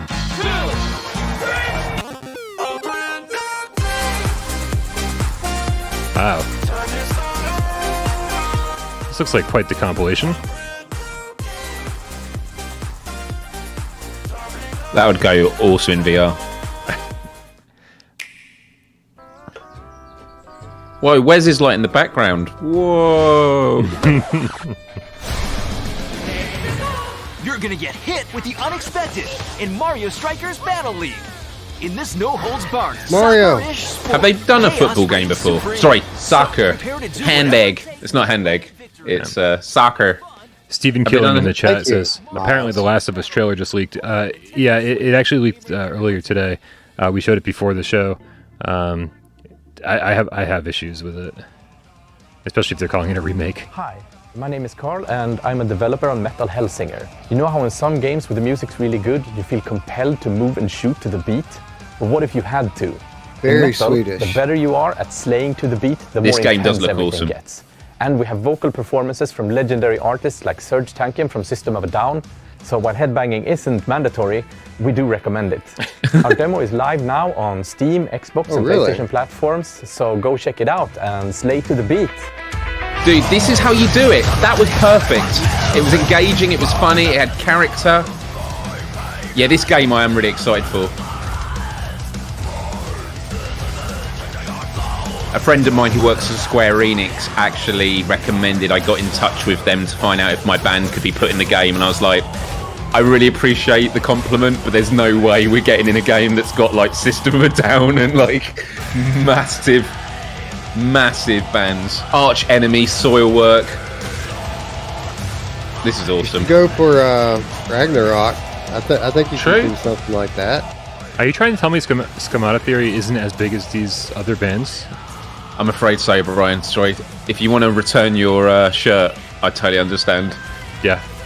By the way, any hope that there's not a copyright claim on your video is now dead. Yeah, for sure. For sure. Maybe if we just keep talking over it, like a whole lot, and just say random words. I mean, can we get The Rock to come back? Because he seemed to have a lot to say. I am really curious to know how this game actually feels, because the concept looks interesting, but how does it actually... Is it something that you do for like a few songs and you go, that was great, but I'm done? Yeah. Or is it like, no, I actually want to play those songs again, and yeah. That one was Metal Hellsinger, coming later this year from Funcom, a rhythm shooter with metal music. And right now, as I mentioned, a demo has launched on PC, Xbox, and PlayStation for you to play for free. Next up, a new game launches tomorrow, The Quarry from Supermassive Games. This spiritual successor to Until Dawn stars David Arquette and an all-star cast. It's getting great reviews. And this is one of those binge-worthy teen horror. Other than the fact that it stars David Arquette, I'm kind of all in. Shapes your story and determines who lives and who dies at a camp in upstate New York. Here's the first look at the launch trailer. Family is the most important thing in the world. But if your whole family, like every last one of them decided to jump down the bottom of a well and they're all just hanging on the end of a rope, how can one person be expected to pull them all back out? You can't. So you pull on that rope and you're just going to fall right down at the bottom of the well with the rest of them. Feel this. And what's the point of that? What? There is a lot more to this than you realize. Like what? kidnapping, murder, cover-ups. I think the whole Hackett family is in on it. You have no idea what's going on here. Can't wait to play this. Not a goddamn clue. Yeah. All right, let's do this. Who should I call? 911. You mean 911? More picks, here I come. 911? Goodbye, cruel. You know, on the plus side of things, if there's no PSVR 2 games, we don't have to recap the show when it's over. True. There's that. The eternal optimist. This isn't a ghost story. It's a creature feature. It's really happening, and you're all in it. This looks cool. It's gonna get a little messy. Do we reckon a Rush of Blood 2 could Them's the actually rules, you noob. be based off this game at some point? You know, Back at the Game Awards, we were Maybe. proud The to Quarry, reveal Rush of it Blood. sold well. I'm World guessing Rush of survival Blood. crafting game from Inflection Games But up in Canada. Probably. Now it's Yeah. time to give you a brand Especially new look considering at how a frequently it's deeper been on look at the sale. game, including its innovative realm card system Having a that look lets you now. impact things like the weather pattern, resources, and challenges in this procedural realm. This Rush is of Blood. Here's supposed your to be exclusive a new big look. release.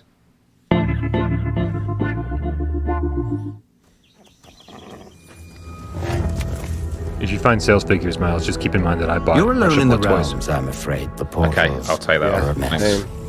Okay. Not even sure if Nightingale made it. Given how fragile you humans are, I'd say that staying fed, dry, and rested should be your priority. If the portal arch is inactive, you'll need to make realm cards from rare resources. Once you have realm cards, you can activate the portal. Beware though. Foul things lurk in the interrealmic void, waiting to get in. Be ready with your axe pick.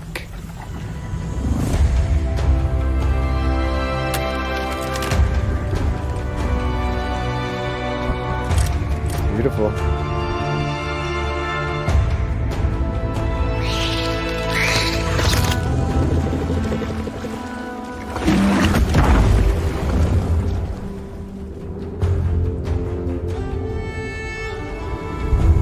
Yeah, can't find sales figures on there.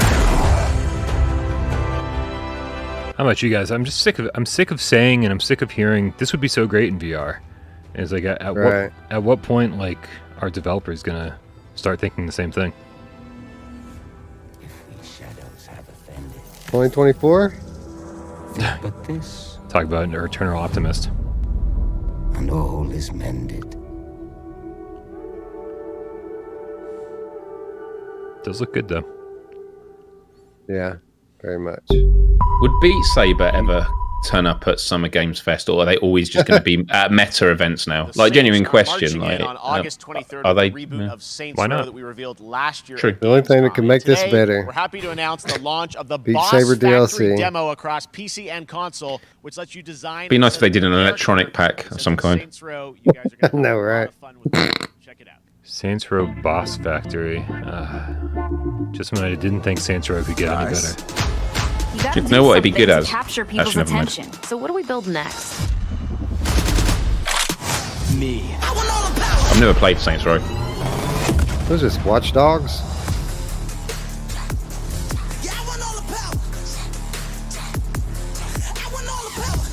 Excuse me? We are Hello? so good at this.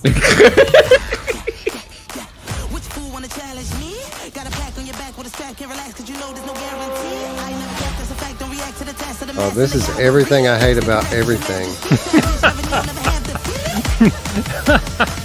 I want that to be on the box. This is everything I hate about everything. Wes Dillon, Virtual Strangers. Stuff like this makes me feel my age. Yeah. Oh my god. Can't watch it. Yeah, agreed. There's a certain demographic that absolutely loves this.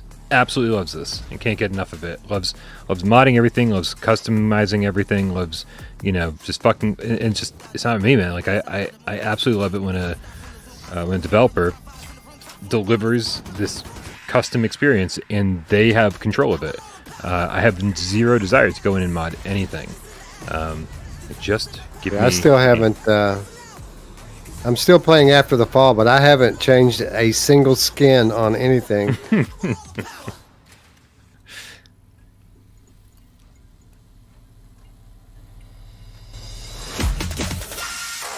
Oh, sick, bruh.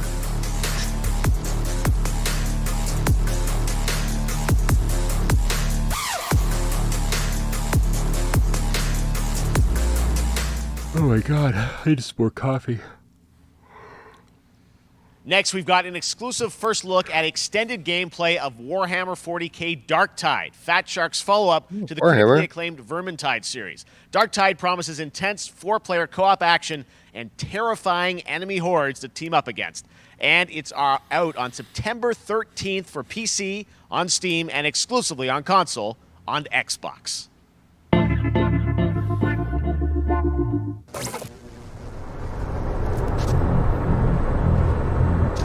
So many Warhammer games.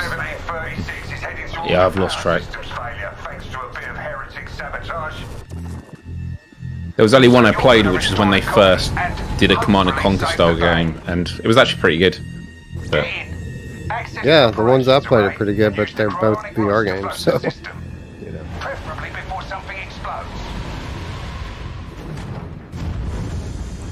Before it explodes. CGI. CGI. Oh, whoa, was that gameplay? Jesus. This is gameplay. Whoa, that was gameplay, yeah. I didn't even know what to do when they started showing us gameplay.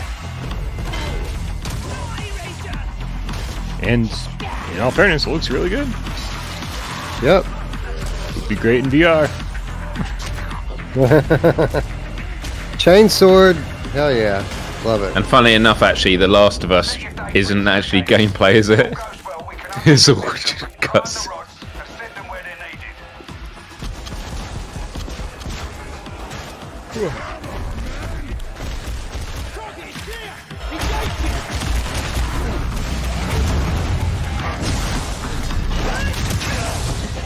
That's the first part done.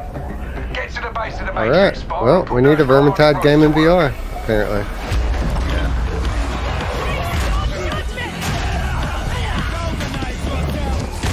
This looks cool.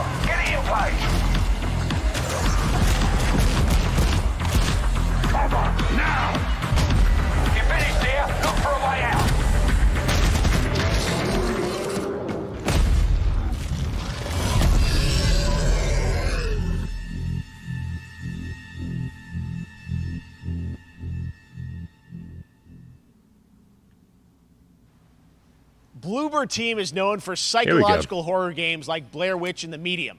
Today, they are ready to reveal their latest creation made completely in Unreal Engine 5 for a visceral horror experience.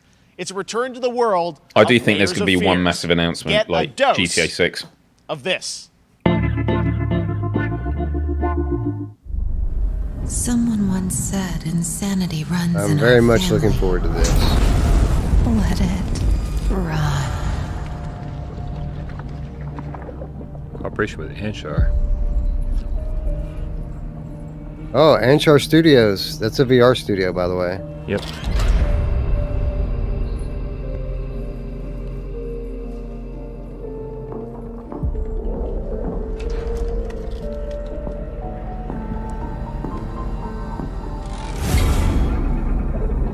If this is called Layers of Fears, then we at least know one leaker who's legit. Sadness and guilt of an artist trapped in a place beyond redemption. It's a lie. This is a story of my fear, pain, and hatred. Looks beautiful. Wow, the rats. And it is mine to tell. Now I see it. All this misery. Psychedelic horror. Love it. There was no other way. Wow, this looks great. Shouldn't have. You really shouldn't have.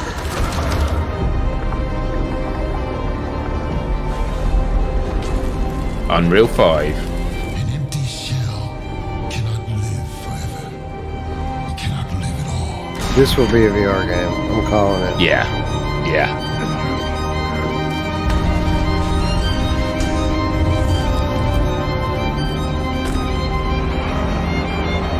I was trapped in this house, bound by this body.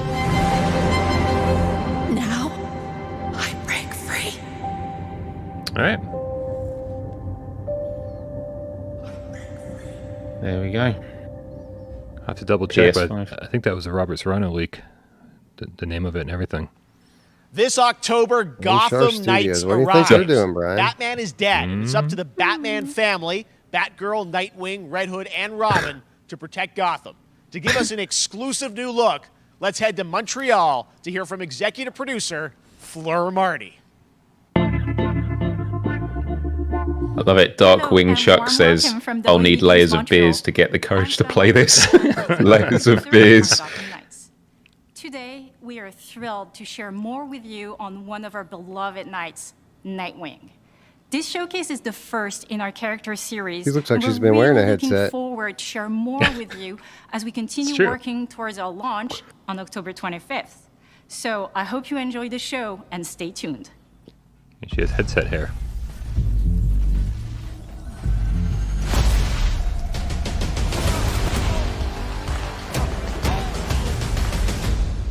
I had nothing. And then this city became my home. Its people became my family. Gotham gave me Getting everything. flashbacks of the title screen It of deserves to Arkham feel VR. safe. Yeah, for sure. One of those VR wow moments, you know.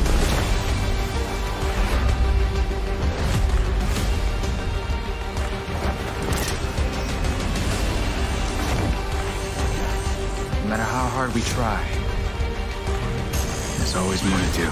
So when do you have to scan the wall to see how they died? I'm just kidding.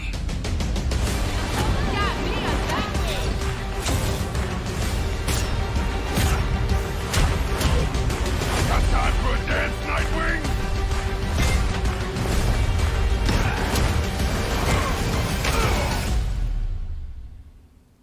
I got this, Bruce.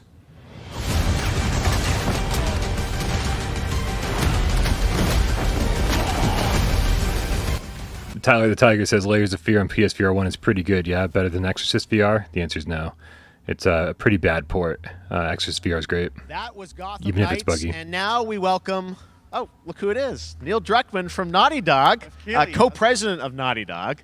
Great to have you with us. Whoa. It's been an eventful day on the internet. I wonder if he's Naughty going to Dog acknowledge the fans, leaks. And I think we jinxed ourselves. Yeah. We were joking about last night, like, watch the assets will leak, and Yep, there it is. Well, the good news Surprised is they there's pulled some this that guy hasn't out leaked. of We have lots Hollywood. to share with people about all things at Naughty Dog. But first of all, it is it's a big month actually for Last of Us fans because Last of Us 1 and 2 both launched in June, and it's nearing its 2-year anniversary for Last of Us Part 2, which is hard to believe.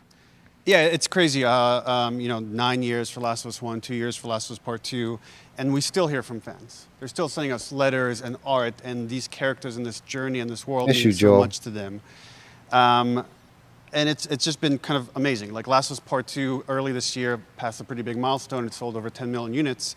And that kind of support, that kind of success, we're so grateful to our fans. It has allowed us to grow as a studio, and now we can take on multiple projects, more than we've ever had at the same time. Multiple projects. Okay, very interesting. So what can Last of Us fans expect in the future from you? Thank you for asking, Jeff. So one of the things we've mentioned a while back, it started out as a multiplayer mode, has evolved due to the team's ambition. They really wanted to do something beyond what we've ever done before at Naughty Dog. Factions. And we felt the way to do it justice is to make it a standalone title. And they've been working on it for the past 2 years. Ambition has grown, and we're not quite ready to fully unveil it, but we're ready to lift the curtain a little bit and just give you like an update of where we're at. Okay, well, what can you tell us about this new standalone multiplayer game? Yeah, so we have a concept art that we want to show. But what I can tell you is that this game is big. Okay. It's as big as any of our Wow. single-player games that we've done, and in some ways bigger. It's got a story. The way we're telling that story is very unique to this game. Wow. It's got a brand new cast of characters. It takes place at another place, another part of the United States. It's like a city might be somewhat familiar, some people. I'm sure our fans have already figured it out. And it's really cool. And it's being headed by Vinith Agarwal, Anthony Newman, and Joe Pantnati, all veterans of Uncharted and Last of Us. And you're going to see a lot more of this game come next year. Next year. So I wait till next year to hear more about that one. Okay. Well, very exciting that this has evolved. And I mean, Can't wait. Concept art looks incredible. I can't wait to see Naughty Dog's storytelling fused with multiplayer live game. It's something special. We can't wait to show it either. Okay, well, that's not all. We also have something that I've been reading about on the internet every day, it feels like. Up in Calgary, they're filming the Last of Us show for HBO, right? Yeah, so for the past year, we've teamed up with Craig Mazin of Chernobyl fame and HBO to adapt The Last of Us into a TV show. They've been filming, and it's pretty incredible. The stuff I'm getting back, when we're looking at back at Naughty Dog, we can't help but feel emotional because not only is it so good and the quality is so high, it's so authentic to what we've made in the game. I just can't, I couldn't be proud of, like, again, Craig and that whole crew and everybody that's up there. And their last day of filming is tomorrow. So the entire series, last day of filming is tomorrow. Last day of filming is tomorrow. Craig is up Wow. there right now, kind of wrapping it all up. So it's. I think they're going to knock out the park with this series. I trust Naughty Dog. One of the They wouldn't want this to screw up, you know. I think that really speaks to the kind of collaboration and trust that exists between Naughty Dog and HBO. They invited me to direct one of the episodes. I think we have an image from the episode. I am interested in it. Yeah, same. Okay, so we could first look. Let's take. So you could see this is a certain museum that players might know from the game. And I really have to talk about Pedro Pascal and Bella Ramsey, and not only directing them, but seeing them do all the other episodes. They've thrown themselves at these roles for a whole year. Watching the nuance that they bring to these characters, their relationship on and off camera, I couldn't help but think about Troy Baker and Ashley Johnson. It felt so similar to the chemistry those two actors had when we made the game. And it really this is the difference from this and Uncharted. Uncharted was a prequel, and they distanced themselves quite a lot from it, whereas this is like a direct. I mean, that first image that they put out, it feels like the video game. Everything that I've seen, both public and other stuff, makes it feel sort of super legitimate, as you said, and that's awesome to see Joel and Ellie from the front side now for the first time. So we'll see more of that next year. That's coming as well, right? Serious? You'll hear about it very soon. That's okay. All I'll say right now. All right. Well, Last of Us HBO, very, very exciting. And I hear you actually have a couple actors from the show who are going to join us here. We happen to have a couple actors here that are part of the show. We should bring them up. Okay, come on up.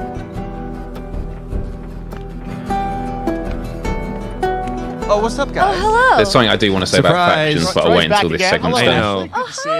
Surprise, surprise. I'm a little confused, though. I thought maybe Pedro Bella, but Troy Ashley out here from the game, right? So when Craig and I started working on the show, almost one of our very first meetings, we said, Troy and Ashley have to be a part of it. And we're such fans of like the talent and the helping us create Joel and Ellie. We felt like it was so important that they become part of the show. And it has to be more than just like kind of like a wink to the camera and like a cameo. Okay. These are real roles that we're keeping under wraps for now. But man, I'm bummed that I couldn't be there with you guys when you filmed your stuff. There's been so much stuff I feel like so good on the internet. There's so much like talk about what's being filmed, and I think that's you guys have kept a complete secret that you were up there and you filmed your roles by now, obviously. Well, keeping secrets with this franchise is kind of old hat. Like we've except had for today, except for the date. It was one of the hardest things for us to do is to not let people know that, because we're so proud of it and the work that we did. We worked hard. The crew. I have to say. When I walked out on set, to be met with literally every person that I met on that crew is such a fan of this game, and they all knew what it was that they were working on and committed to working on this project because of their fan and their love for the game was one of the greatest. It was like I was coming home to friends. Yeah, I the attention to detail, the crew was amazing. Bella and Pedro are they're so perfect, and we've been trying to sort of describe that feeling of sort of seeing them in person.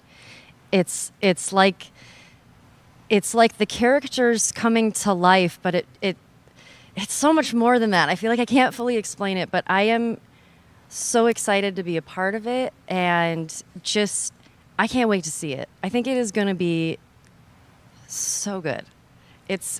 I love the story. I love just being a part of. I'm so excited about the series and the fact that you guys are going to be in it and undisclosed world. I'm so fascinated how it's going to sort of. Jeff Key's like, we get it. We got to move on. Come on. Are these characters we know from the game that they're playing? New characters? Can you tell us anything? Yes. I can tell you. So sneaky. All right. Well, we're so excited. Maybe it's already on Twitter by now. Hey. All right. Well, let's talk about what was on Twitter earlier today. Lots of talk about the idea, or really what's happening is it looks like you guys are remaking the original game, and this is like a ground-up remake. Is that right? That's right. We wanted to give people the definitive version of the first game that wasn't encumbered by any technology. Wanted to find a way to get even closer to our original vision, and we're able to do it on the PS5 and PC. And instead of talking about it, let's look at it. All right, let's take a look at The Last of Us Part 1. Here it comes. Prepare to be underwhelmed. Well, it's weird if it's actually going to be called Part 1. So why'd you leave boss? Right? I think so. Been on quite the adventure, little brother. We'll find out. I can't remember now. I've already forgotten.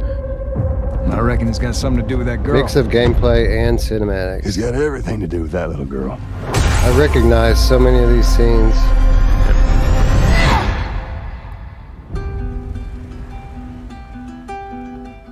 You know, I've never been this close. It's the outside. So is that everything you hoped for? Can't be any worse out there. Looks so good. Can it? I agree. Once upon a time, I had somebody that I cared about. And in this world, that's good for one thing. Oh, I wonder if it's going to include the DLC. Yeah, I was wondering. I thought we just saw a scene from Left Behind. Yeah. So maybe they have. I get into trouble down there. You make every shot count. I got this.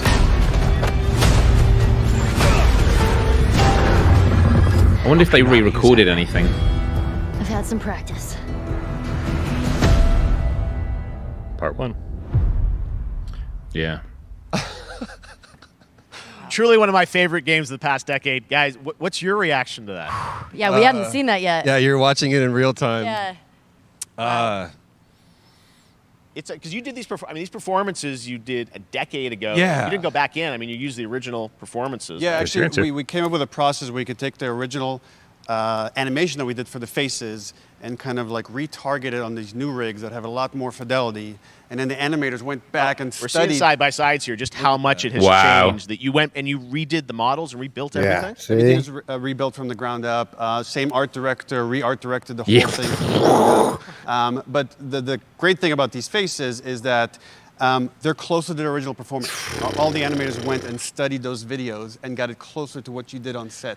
I must be alone here. I'm not impressed. And that's just like one of the things we could That's talk fair about. enough. This brand new AI, like all the combat is redone. Just the fidelity of everything, 60 frames per second, all this stuff you're getting on the PS5. Again, we wanted to give, knowing because of the show, because they're all new players for PS5 and PC, we wanted them to have the definitive version of The Last of Us. Amazing. Well, now you guys get to replay. I mean, when was the last time you guys played the game? People in the chat can say that like they're not impressed by it, and that's one thing. But to say it looks the same is complete BS. And like maybe it's on the stream and that they are different. Like there's no doubt they are significantly different. They're certainly different, but like a lot of that comes down to stylistic decisions or artistic direction. I don't think I saw like, oh my god, I can't believe the difference between one generation of consoles. You know, there's seldom that much difference between one generation of consoles, and the difference between PS4 and PS5, especially like, you know, especially in stills, I feel like doesn't really come across. I didn't see anything in that trailer that blew me away, that impressed me, that made me go, I need to play The Last of Us Part 1 for a third time because it looks so much better. Well, I'm with you on that, but what I would say is like, I'll just wait till this is finished. Yeah, I'll turn it back up. Over the coming weeks leading up to the release September 2nd on PS5. All right. And shortly thereafter on PC. We will look forward to it. Neil, you've talked a lot about games directed by other people. What are you directing? You still making games? Still making games. I haven't given up my day job. It's a little early to talk about it. Maybe if someone in PlayStation wants to leak it, then we can talk about it now. Otherwise, we'll save it. But you do have a new project. Do have a new project, but we'll save it for another Summer Game Fest. Okay. Save it for another leak. Okay, well, we'll see. We'll try and save it. All right. Troy, Ashley, Neil, thank you so much for dropping by Summer Game Fest, and I am so excited that The Last of Us is returning, as you said, in September. So thanks, guys. Appreciate it. Thanks, Jeff. Awesome. All right, well, that is going to do it. Thanks to Naughty Dog and PlayStation for that very special look at The Last of Us and the entire franchise and where things are going. Very, very excited about that. All right, Summer Game Fest continues over the next few days. Coming up right now on this very stream is Day of the Des with I Am 8-Bit and Double Fine, including an exclusive new look at the planet of Lana.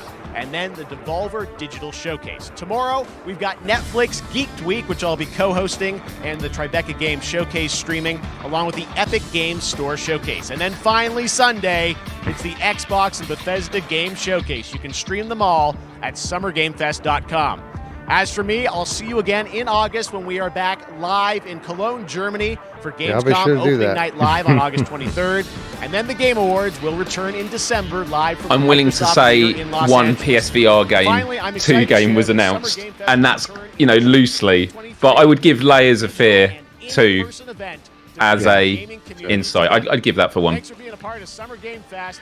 And Yeah, remember, Layers of Fear definitely. I think now that we see Anshar listed as a co-developer, like right, for sure. I feel like that has to be VR, right? Even though I didn't think there was going to be anything shown, I'm willing to concede one. But yeah. Yeah, that was... And with regard to Last of Us, I'm definitely going to play it again. My question is, do I play it when it releases, or do I wait for the PCVR mod, which will inevitably come next year? Yeah, I mean... I think I might be waiting.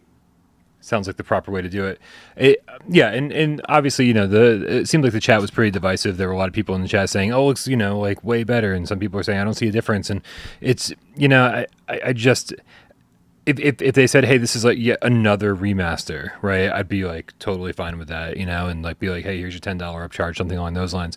But it does seem like they're going to try to charge us like all over again, and for what's essentially the same game. They didn't even redo any voices. Right, and so like to call it a remake, I feel like is strange. But so things that I suspect are going to be happening in this game is like the level design is going to be different. It's going to be from the I read a bit earlier, one of the paragraphs of what they said, but like they haven't revealed everything yet. But my instinct is it's not just they've rebuilt the levels, they've actually fleshed them out, they've made them bigger worlds. I mean, one of the screenshots where they were in that sort of barn area, it was a bigger room, and that's the sort of thing of when you have better power is you can make these more realized worlds. And me making these points is not me defending the Last of Us remake in a way of, and those of you that don't see it, you're full of nonsense. Like, I totally get it. Like, people that aren't impressed, that is completely legitimate. I'm just sort of explaining the other side, which is, the facial models, the structure. It's not just about like they've just reskinned the faces, like the bone structure. There's a lot of stuff that you're not going to see in screenshots that will be seen in the actual game, which is, eye movement and facial expressions. I was really blown away by Horizon Forbidden West, but when you look up close to the characters in the gameplay, I still look back at The Last of Us Part 2 and feel how incredible it was with what they did there. So, look, I think the jury's out. The Last of Us remake is one of these games that I feel like it's a game that I never felt was needed. But will I play it when it's out? Hell yeah, I will. And I think that they did it legitimately because they want some parity between Part 1 and Part 2 in terms of mechanics.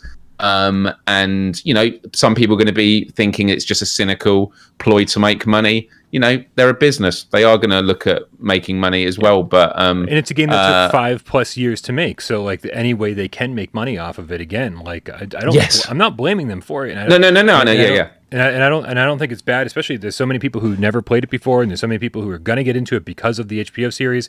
I think it's fine, but it's just that proved to me that the gameplay isn't going to be marginally different in a substantial way, right? It's going to be it's essentially the same game with a few improvements that maybe, that super fans of the series are going to notice and go, oh, this is great. I really like this. But for me, I just know that I'm good. I've played the game twice, and in the upgrade I was looking for, and I'm not saying that it's still not coming, is some kind of like first person VR mode, because I was like, that's how I want to re-experience this same story, by doing something different, by playing it in a different way, and whether that's not happening or whether they're just not ready to announce that yet, so far they haven't roped me in and convinced me that I need to repurchase this game for a third time. Like all the. So, yeah, you go, Wes. $50. Like, obviously, it shouldn't be a $70 game. You think 50's fair? How much did they charge for Demon Souls? 70? Yeah, well, I want to say 60. Yeah. I mean, look, if they release a box set with Factions Part 1 and Part 2 remastered/remade for $80, yeah, I'll buy it, because I'm a big fan of the series. And I was going to talk about Factions a bit, because and again, some people don't like Factions or are a bit skeptical about fleshing it out. Yeah. What I loved about the original Factions was all the small details, which Naughty Dog are often really good at. It's all the small things that are often overlooked in games. And one of the features you could do in Factions, which for some people you won't give a damn, and it's like it's not important, but for me, I was like, no, this is interesting, which was for those that haven't played Factions, it's like 4v4 multiplayer, and you craft stuff and use weapons, and you've got to eliminate the other team. But what happens is, before you go into every match, you have to choose an objective that you want to complete. So it might be kill 3 people with a handgun, or craft X number of this item. And if you complete it, you get more survivors that come to your camp. And if you don't achieve it, survivors die and your population goes down. And so by the end of the season, which is X number of matches, you got to see how big your population can be.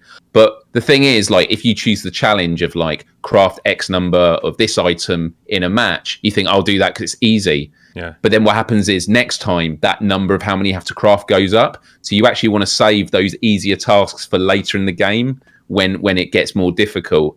And then you can link the game to your Facebook account, which is now such an old school thing because hardly anyone uses Facebook anymore. But if you did it, it meant that the survivors that join your camp in Factions had the names of your friends on Facebook.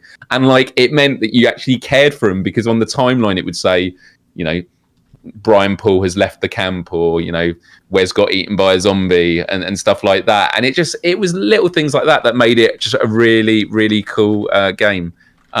So yeah, I'm really excited for it. Always though, whenever you expand something, there's a chance for them to overshoot the mark. That's what happened with The Last of Us Part 2 for many people.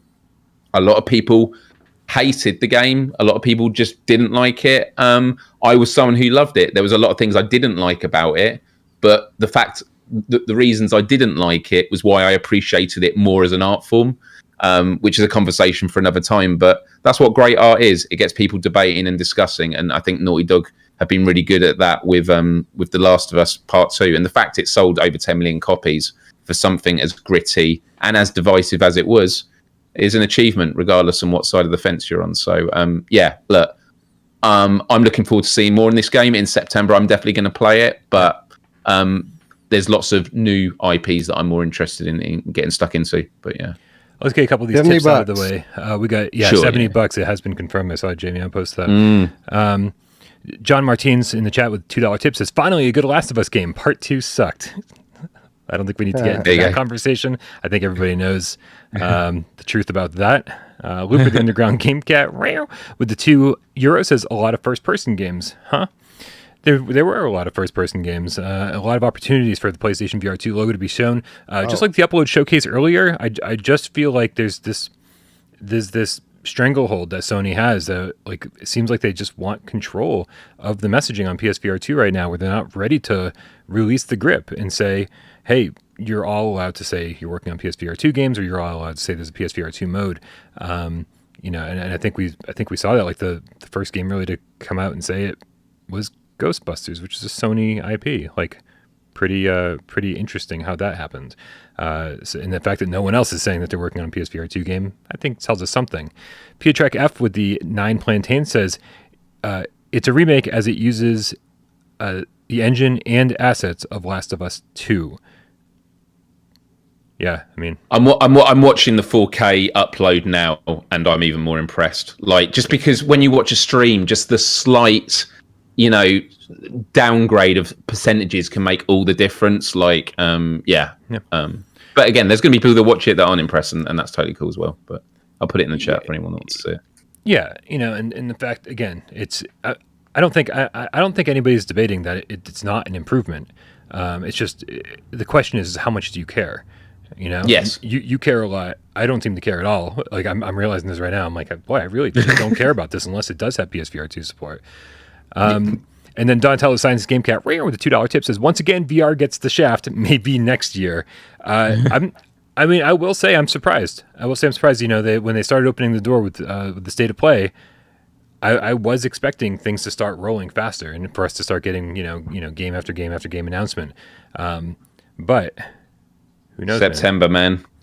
September. And also, but there were a lot of nods today, like Modern Warfare.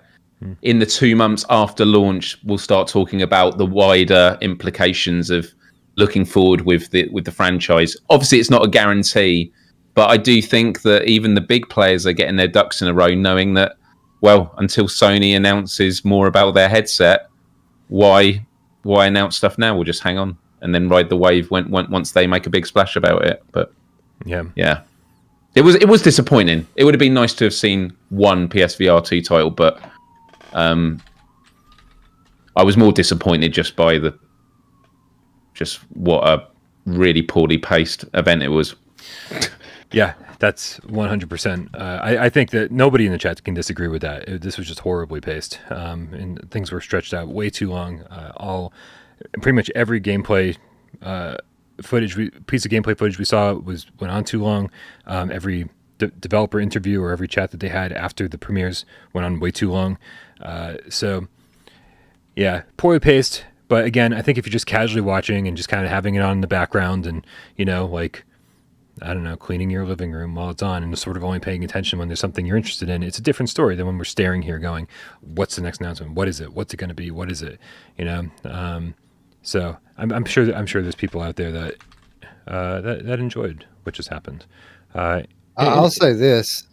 Talk to me. I can really appreciate the fact that for the first time in a long time, I watched one of these events and it wasn't just completely loaded down with flashy hack and slash gameplay. Like, did we see any next gen hack and slash title here? I don't think we saw one, which is a great, refreshing change of pace. Yeah, I don't know. We certainly got our fair share of free to play games, though, didn't we? Oh, we certainly did.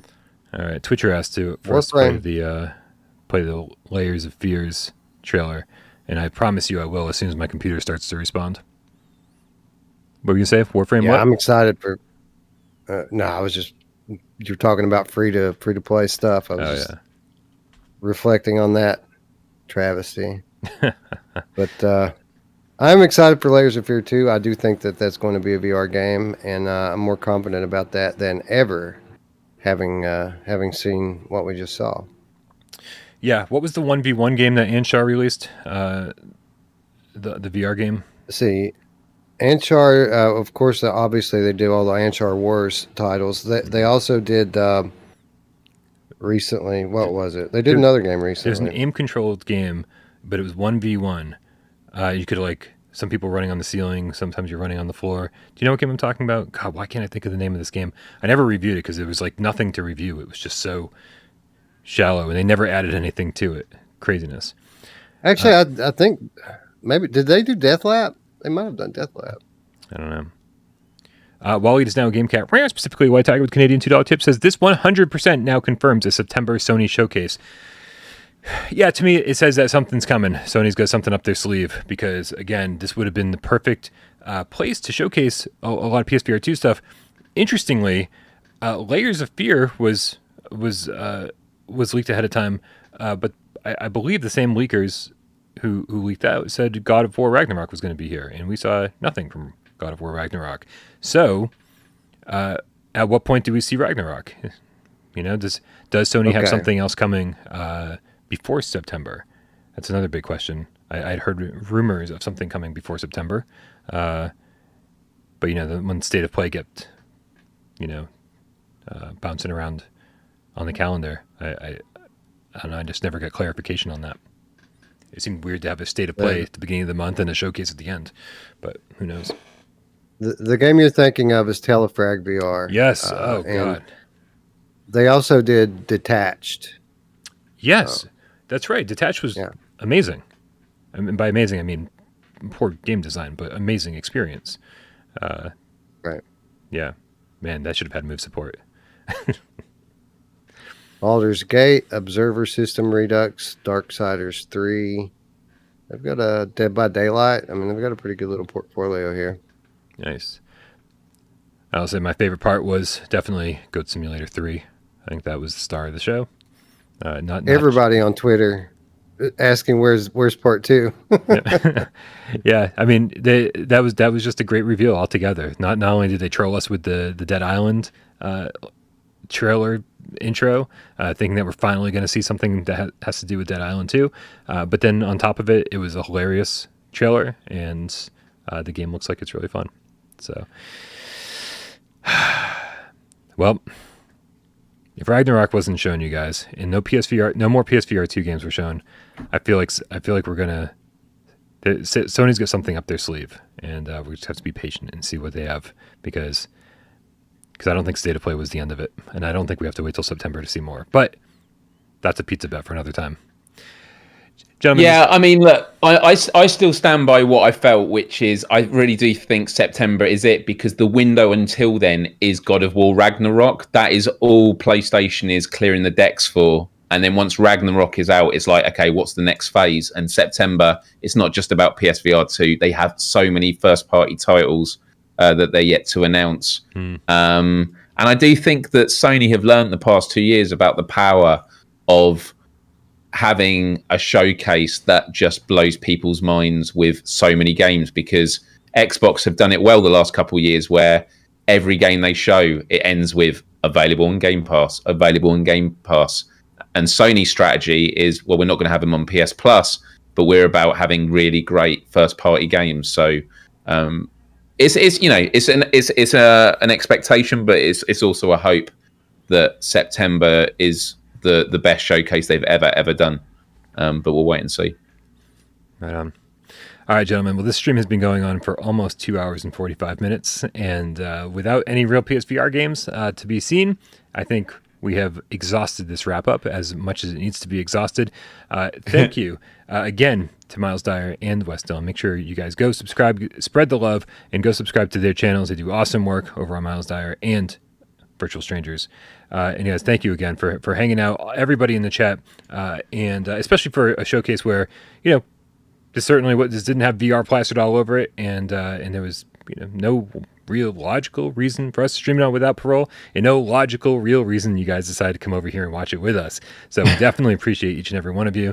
And thank you for the donations. Don't forget to head over to patreon.com/withoutparolegames and get your name on that broken Patreon list down below. I swear to you, I will get that fixed as soon as I can figure out how to fix it. What a mess. But thank you guys very much. We love you all. And God, we'll see you tomorrow on Miles Friday. Oh yeah. Oh, it is Friday tomorrow. Wow. Yeah, that doesn't sound nearly as good as Wednesday, does it? Miles Friday. Miles Die Day. No, Die Day is probably not a nice Day of the Dyer.